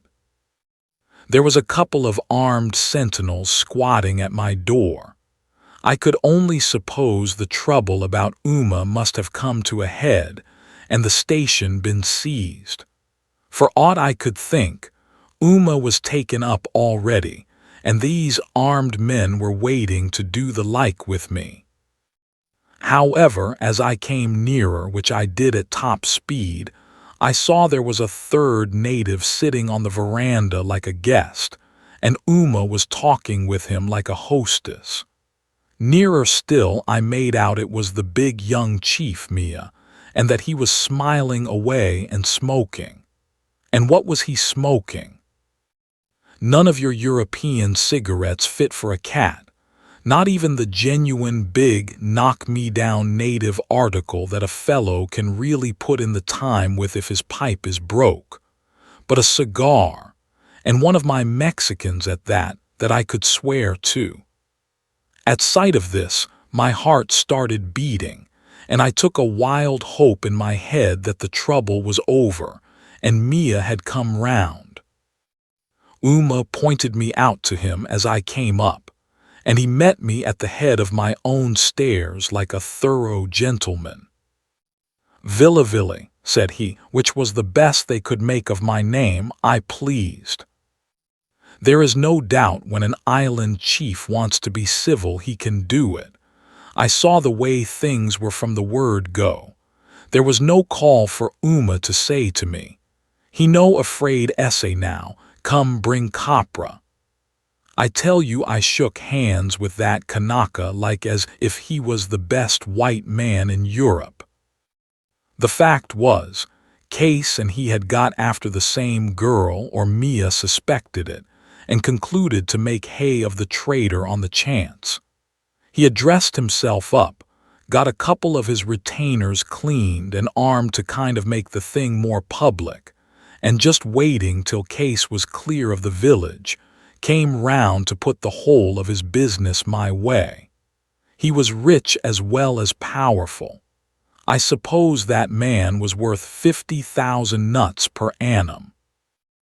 I gave him the price of the beach and a quarter-cent better, and as for credit, I would have advanced him the inside of the store and the fittings besides. I was so pleased to see him.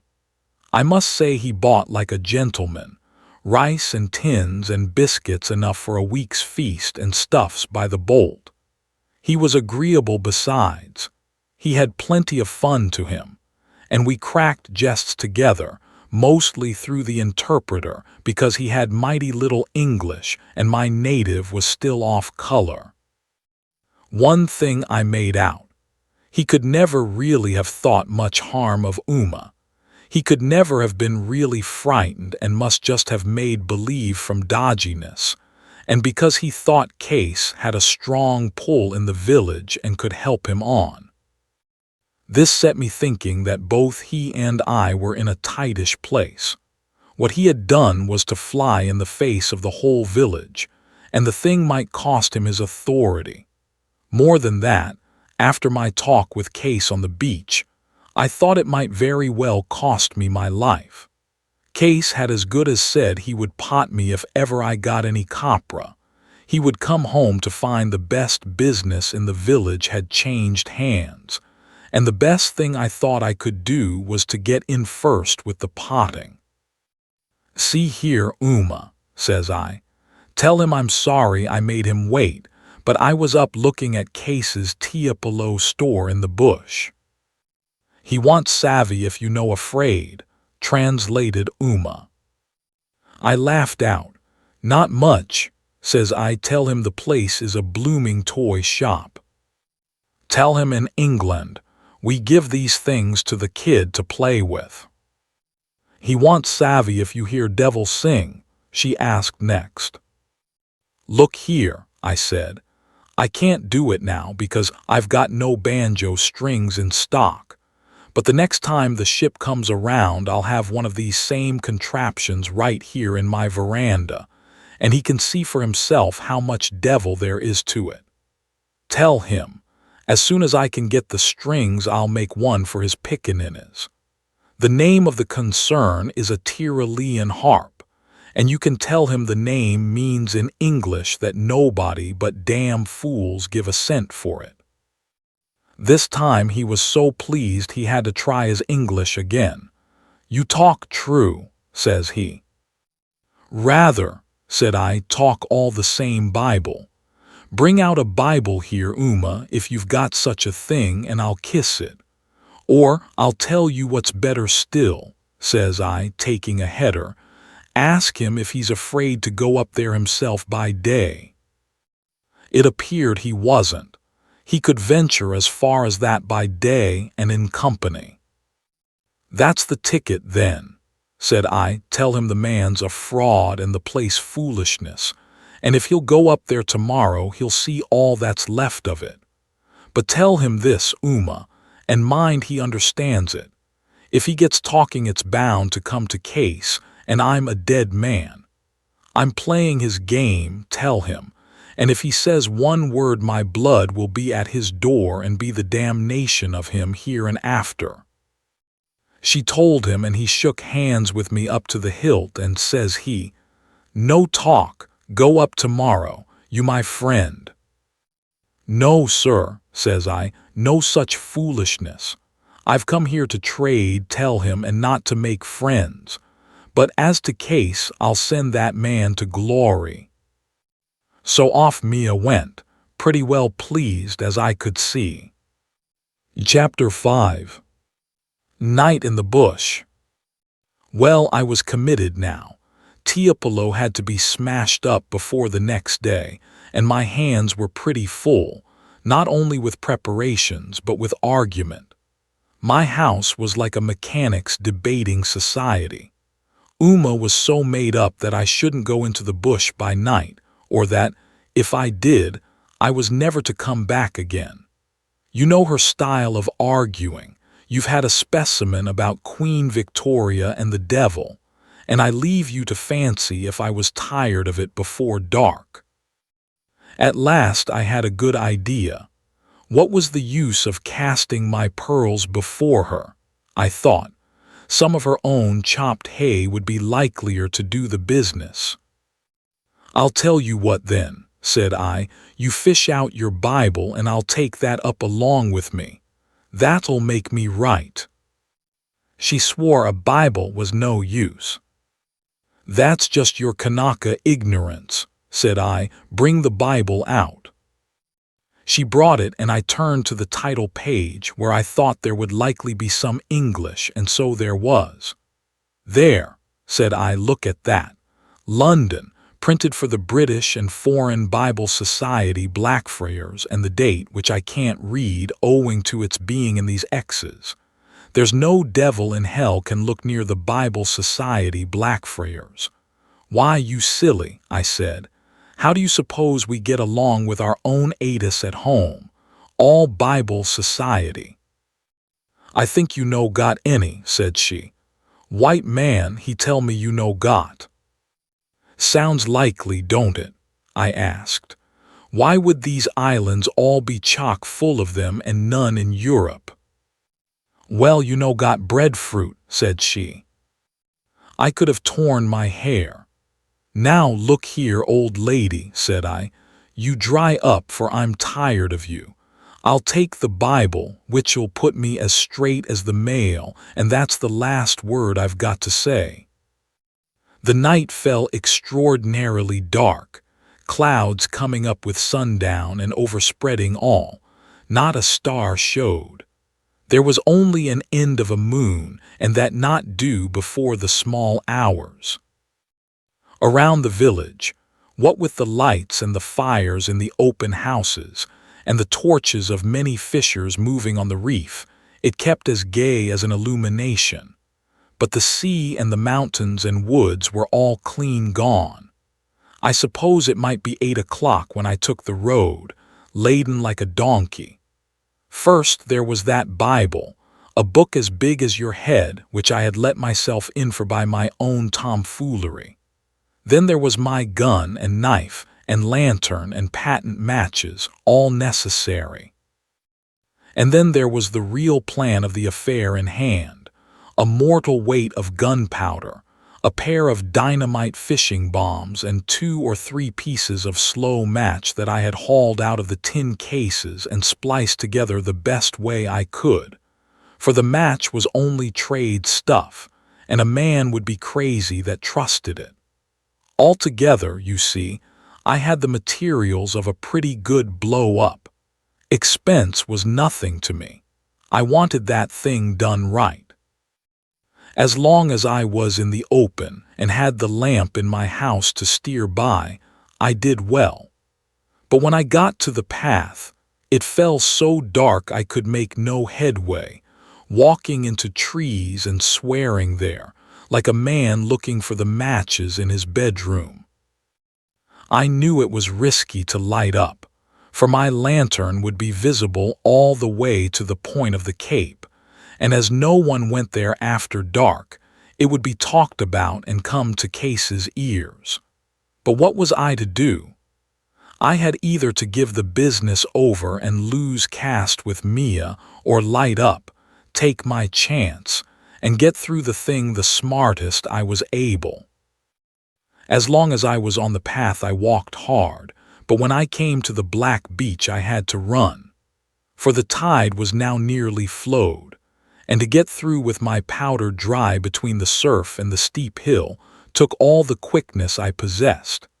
As it was, even the wash caught me to the knees, and I came near falling on a stone.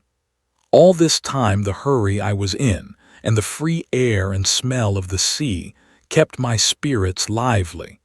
But when I was once in the bush and began to climb the path I took it easier.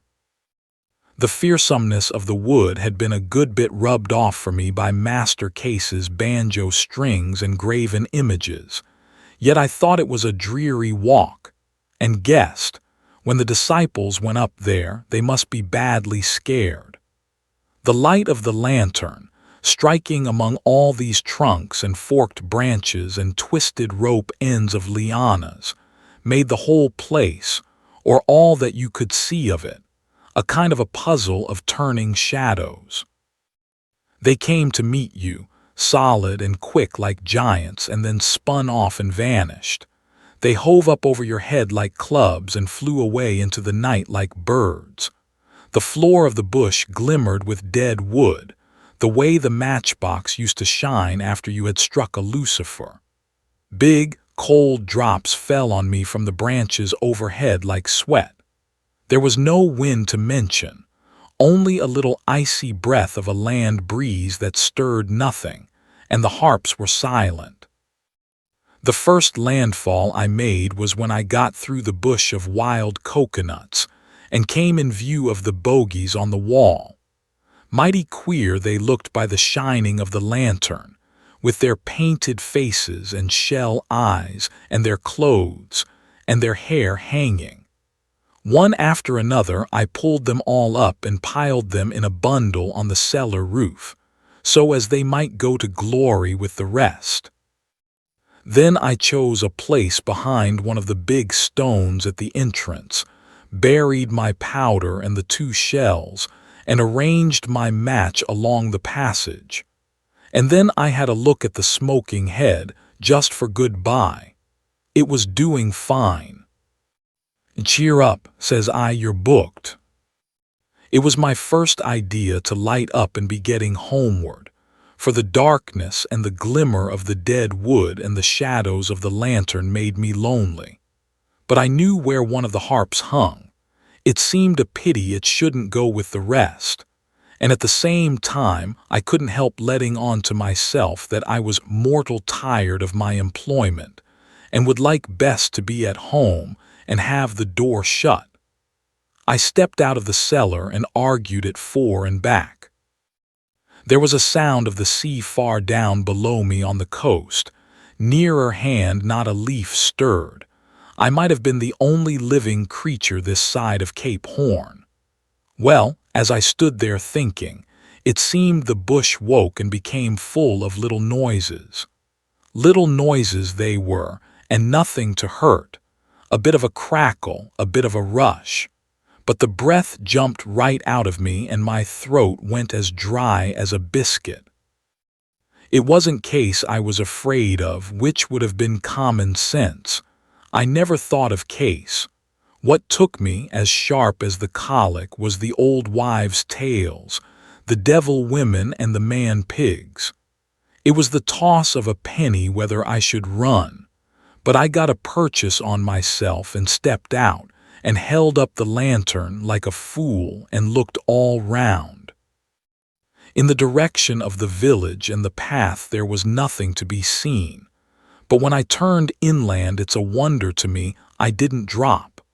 There, coming right up out of the desert and the bad bush, there, sure enough, was a devil woman, just as the way I had figured she would look. I saw the light shine on her bare arms and her bright eyes, and there went out of me a yell so big that I thought it was my death. "Ah, no sing out," says the devil woman in a kind of a high whisper. "Why you talk big voice? Put out light, he come." "My God Almighty, Uma, is that you?" says I. "Aye, oh," says she, "I come quick, he here soon." "You come along?" I asked. "You not afraid?" "Ah, too much afraid," she whispered, clutching me. "I think die." "Well," says I, with a kind of a weak grin, "I'm not the one to laugh at you, Mrs. Wiltshire, for I'm about the worst scared man in the South Pacific myself." She told me in 2 words what brought her. I was scarce gone, it seems, when Favo came in, and the old woman had met Black Jack running as hard as he was fit from our house to cases. Uma neither spoke nor stopped, but lit right out to come and warn me. She was so close at my heels that the lantern was her guide across the beach, and afterward, by the glimmer of it in the trees, she got her line uphill. It was only when I had got to the top or was in the cellar that she wandered Lord knows where, and lost a sight of precious time, afraid to call out lest Case was at the heels of her, and falling in the bush, so that she was all knocked and bruised. That must have been when she got too far to the southward, and how she came to take me in the flank at last, and fright me beyond what I've got the words to tell of. Well, anything was better than a devil woman, but I thought her yarn serious enough. Black Jack had no call to be about my house, unless he was set there to watch, and it looked to me as if my tomfool word about the paint, and perhaps some chatter of Mia's, had got us all in a clove hitch. One thing was clear. Uma and I were here for the night. We daren't try to go home before day, and even then it would be safer to strike round up the mountain and come in by the back of the village, or we might walk into an ambuscade. It was plain, too, that the mine should be sprung immediately, or Case might be in time to stop it. I marched into the tunnel, Uma keeping tight hold of me, opened my lantern and lit the match. The first length of it burned like a spill of paper, and I stood stupid, watching it burn, and thinking we were going aloft with Tiapolo, which was none of my views. The second took to a better rate, though faster than I cared about, and at that I got my wits again, hauled Uma clear of the passage, blew out and dropped the lantern, and the pair of us groped our way into the bush until I thought it might be safe, and lay down together by a tree. "Old lady," I said, "I won't forget this night. You're a trump, and that's what's wrong with you." She bumped herself close up to me. She had run out the way she was, with nothing on her but her kilt, and she was all wet with the dews and the sea on the black beach, and shook straight on with cold and the terror of the dark and the devils. "Too much afraid," was all she said. The far side of Case's Hill goes down near as steep as a precipice into the next valley. We were on the very edge of it, and I could see the dead wood shine and hear the sea sound far below. I didn't care about the position, which left me no retreat, but I was afraid to change. Then I saw I had made a worse mistake about the lantern, which I should have left lighted, so that I could have had a crack at Case when he stepped into the shine of it. And since I hadn't had the wit to do that, it seemed a senseless thing to leave the good lantern to blow up with the graven images. The thing belonged to me, after all, and was worth money and might come in handy. If I could have trusted the match, I might have run in still and rescued it. But who was going to trust to the match? You know what trade is. The stuff was good enough for Kanakas to go fishing with, where they've got to look lively anyway, and the most they risk is only to have their hand blown off. But for anyone that wanted to fool around a blow-up like mine, that match was rubbish. Altogether, the best I could do was to lie still, see my shotgun handy, and wait for the explosion. But it was a solemn kind of business. The blackness of the night was like solid. The only thing you could see was the nasty, bogey glimmer of the dead wood, and that showed you nothing but itself. And as for sounds, I stretched my ears till I thought I could have heard the match burn in the tunnel, and that bush was as silent as a coffin. Now and then there was a bit of a crack, but whether it was near or far, whether it was Case stubbing his toes within a few yards of me or a tree breaking miles away, I knew no more than the babe unborn. And then, all of a sudden, Vesuvius went off. It was a long time coming, but when it came, though I say it that shouldn't, no man could ask to see a better. At first, it was just a son of a gun of a row and a spout of fire, and the wood lighted up so that you could see to read. And then the trouble began. Uma and I were half buried under a wagonful of earth, and glad it was no worse, for one of the rocks at the entrance of the tunnel was fired clean into the air, fell within a couple of fathoms of where we lay, and bounded over the edge of the hill and went pounding down into the next valley. I saw I had rather undercalculated our distance, or overdone the dynamite and powder, which you please. And presently I saw I had made another slip. The noise of the thing began to die off, shaking the island. The dazzle was over, and yet the night didn't come back the way I expected. For the whole wood was scattered with red coals and brands from the explosion. They were all round me on the flat. Some had fallen below in the valley, and some stuck and flared in the tree tops. I had no fear of fire, for these forests are too wet to kindle. But the trouble was that the place was all lit up, not very bright, but good enough to get a shot by. And the way the coals were scattered, it was just as likely Case might have the advantage as myself. I looked all round for his white face, you may be sure, but there was not a sign of him. As for Uma, the life seemed to have been knocked right out of her by the bang and blaze of it. There was one bad point in my game. One of the blessed graven images had come down all afire, hair and clothes and body, not 4 yards away from me.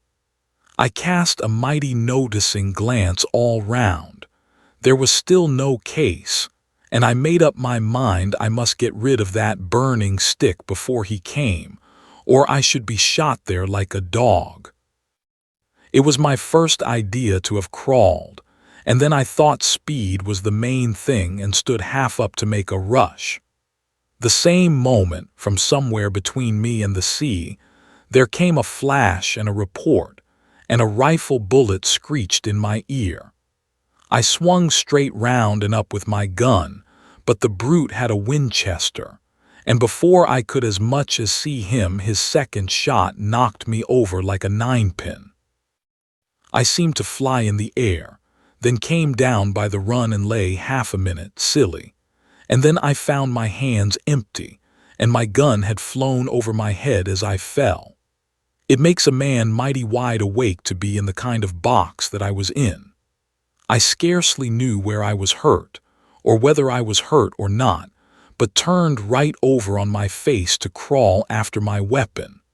Unless you have tried to get about with a smashed leg, you don't know what pain is, and I let out a howl like a bullock's. This was the unluckiest noise that ever I made in my life. Up to then, Uma had stuck to her tree like a sensible woman, knowing she would be only in the way, but as soon as she heard me sing out, she ran forward.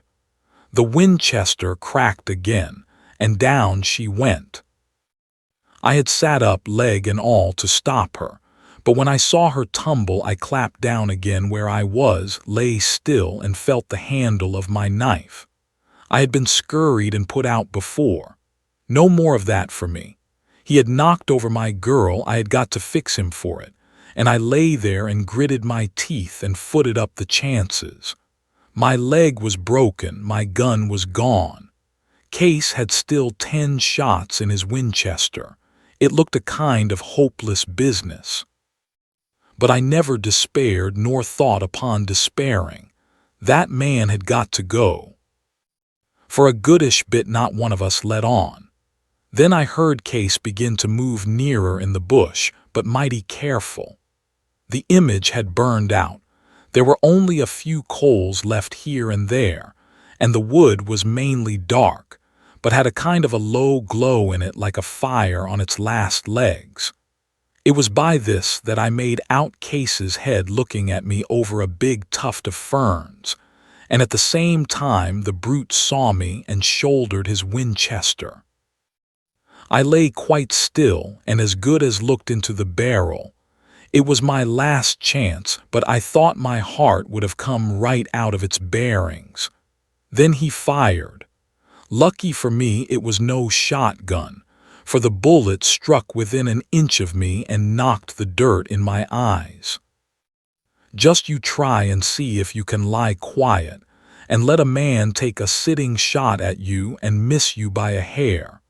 But I did, and lucky, too. A while Case stood with the Winchester at the port arms. Then he gave a little laugh to himself and stepped round the ferns. Laugh, thought I, if you had the wit of a louse you would be praying. I was all as taut as a ship's hawser or the spring of a watch, and as soon as he came within reach of me, I had him by the ankle, plucked the feet right out from under him, laid him out, and was upon the top of him, broken leg and all, before he breathed. His Winchester had gone the same road as my shotgun. It was nothing to me. I defied him now. I'm a pretty strong man anyway, but I never knew what strength was till I got hold of Case.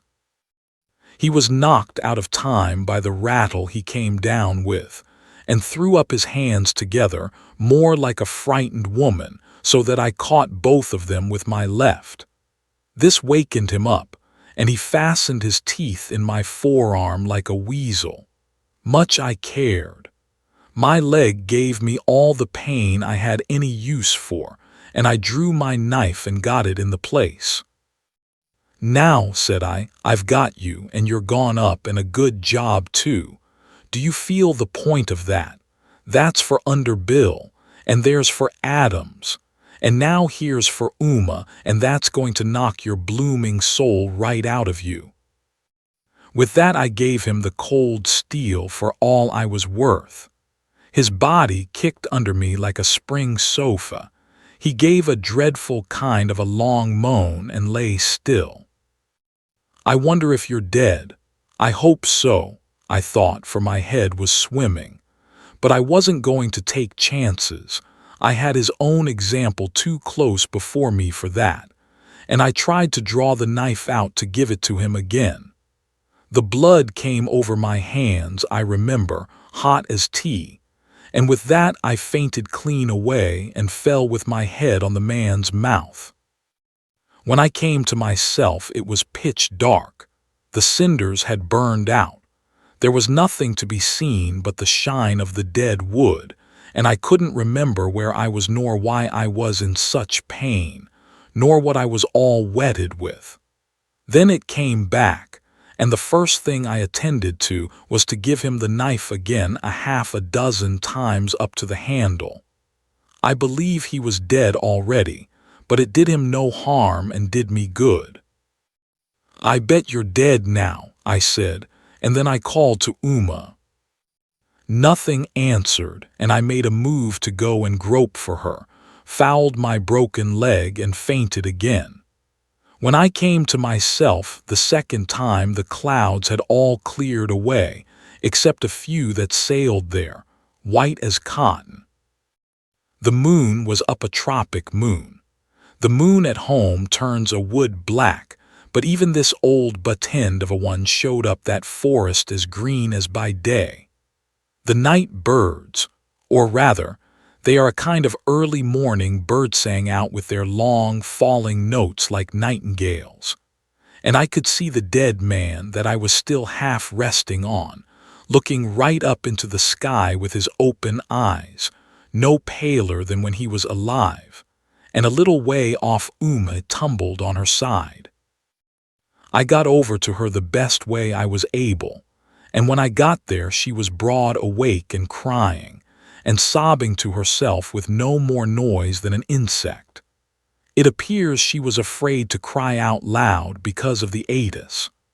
Altogether she was not much hurt, but scared beyond belief. She had come to her senses a long while ago, cried out to me, heard nothing in reply, made out we were both dead, and had lain there ever since, afraid to budge a finger. The ball had plowed up her shoulder, and she had lost a main quantity of blood. But I soon had that tied up the way it ought to be with the tail of my shirt and a scarf I had on, got her head on my sound knee and my back against a trunk, and settled down to wait for morning. Uma was for neither use nor ornament, and could only clutch hold of me and shake and cry. I don't suppose there was ever anybody worse scared, and to do her justice, she had had a lively night of it. As for me, I was in a good bit of pain and fever, but not so bad when I sat still, and every time I looked over to Case I could have sung and whistled. Talk about meat and drink.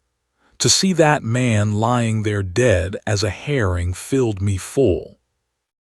The night birds stopped after a while, and then the light began to change. The east came orange. The whole wood began to whir with singing like a musical box, and there was the broad day. I didn't expect Mia for a long while yet, and indeed I thought there was an off chance he might go back on the whole idea and not come at all.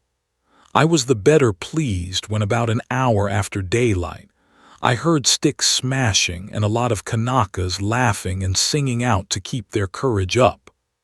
Uma sat up quite brisk at the first word of it, and presently we saw a party come stringing out of the path, Mia in front, and behind him a white man in a pith helmet. It was Mr. Tarleton, who had turned up late last night in Falesá, having left his boat and walked the last stage with a lantern. They buried Case upon the field of glory, right in the hole where he had kept the smoking head. I waited till the thing was done, and Mr. Tarleton prayed, which I thought tomfoolery, but I'm bound to say he gave a pretty sick view of the dear departed's prospects, and seemed to have his own ideas of hell. I had it out with him afterward, told him he had scamped his duty, and what he ought to have done was to up like a man and tell the Kanakas plainly Case was damned, and a good riddance, but I never could get him to see it my way. Then they made me a litter of poles, and carried me down to the station. Mr. Tarleton set my leg and made a regular missionary splice of it so that I limp to this day. That done, he took down my evidence, and Uma's and Mia's wrote it all out fine and had us sign it, and then he got the chiefs and marched over to Papa Randall's to seize Case's papers. All they found was a bit of a diary, kept for a good many years, and all about the price of copra, and chickens being stolen and that, and the books of the business and the will I told you of in the beginning, by both of which the whole thing, stock, lock, and barrel, appeared to belong to the Samoa woman. It was I that bought her out at a mighty reasonable figure, for she was in a hurry to get home. As for Randall and the black, they had to tramp, got into some kind of a station on the Papamalulu side, did very bad business, for the truth is neither of the pair was fit for it, and lived mostly on fish, which was the means of Randall's death. It seems there was a nice shoal in one day, and Papa went after them with the dynamite. Either the match burned too fast or Papa was full, or both, but the shell went off in the usual way before he threw it, and where was Papa's hand? Well, there's nothing to hurt in that. The islands up north are all full of one-handed men, like the parties in the Arabian Nights. But either Randall was too old or he drank too much, and the short and the long of it was that he died. Pretty soon after, the black fellow was turned out of the island for stealing from white men, and went off to the west, where he found men of his own color, in case he liked that, and the men of his own color took and ate him at some kind of a corroboree, and I'm sure I hope he was to their fancy. So there was I, left alone in my glory at Falesá, and when the schooner came round I filled her up, and gave her a deck cargo half as high as the house. I must say Mr. Tarleton did the right thing by us, but he took a meanish kind of a revenge. "Now, Mr. Wiltshire," said he, "we put you all square with everybody here." It wasn't difficult to do, Case being gone, but I have done it, and given my pledge besides that you will deal fairly with the natives.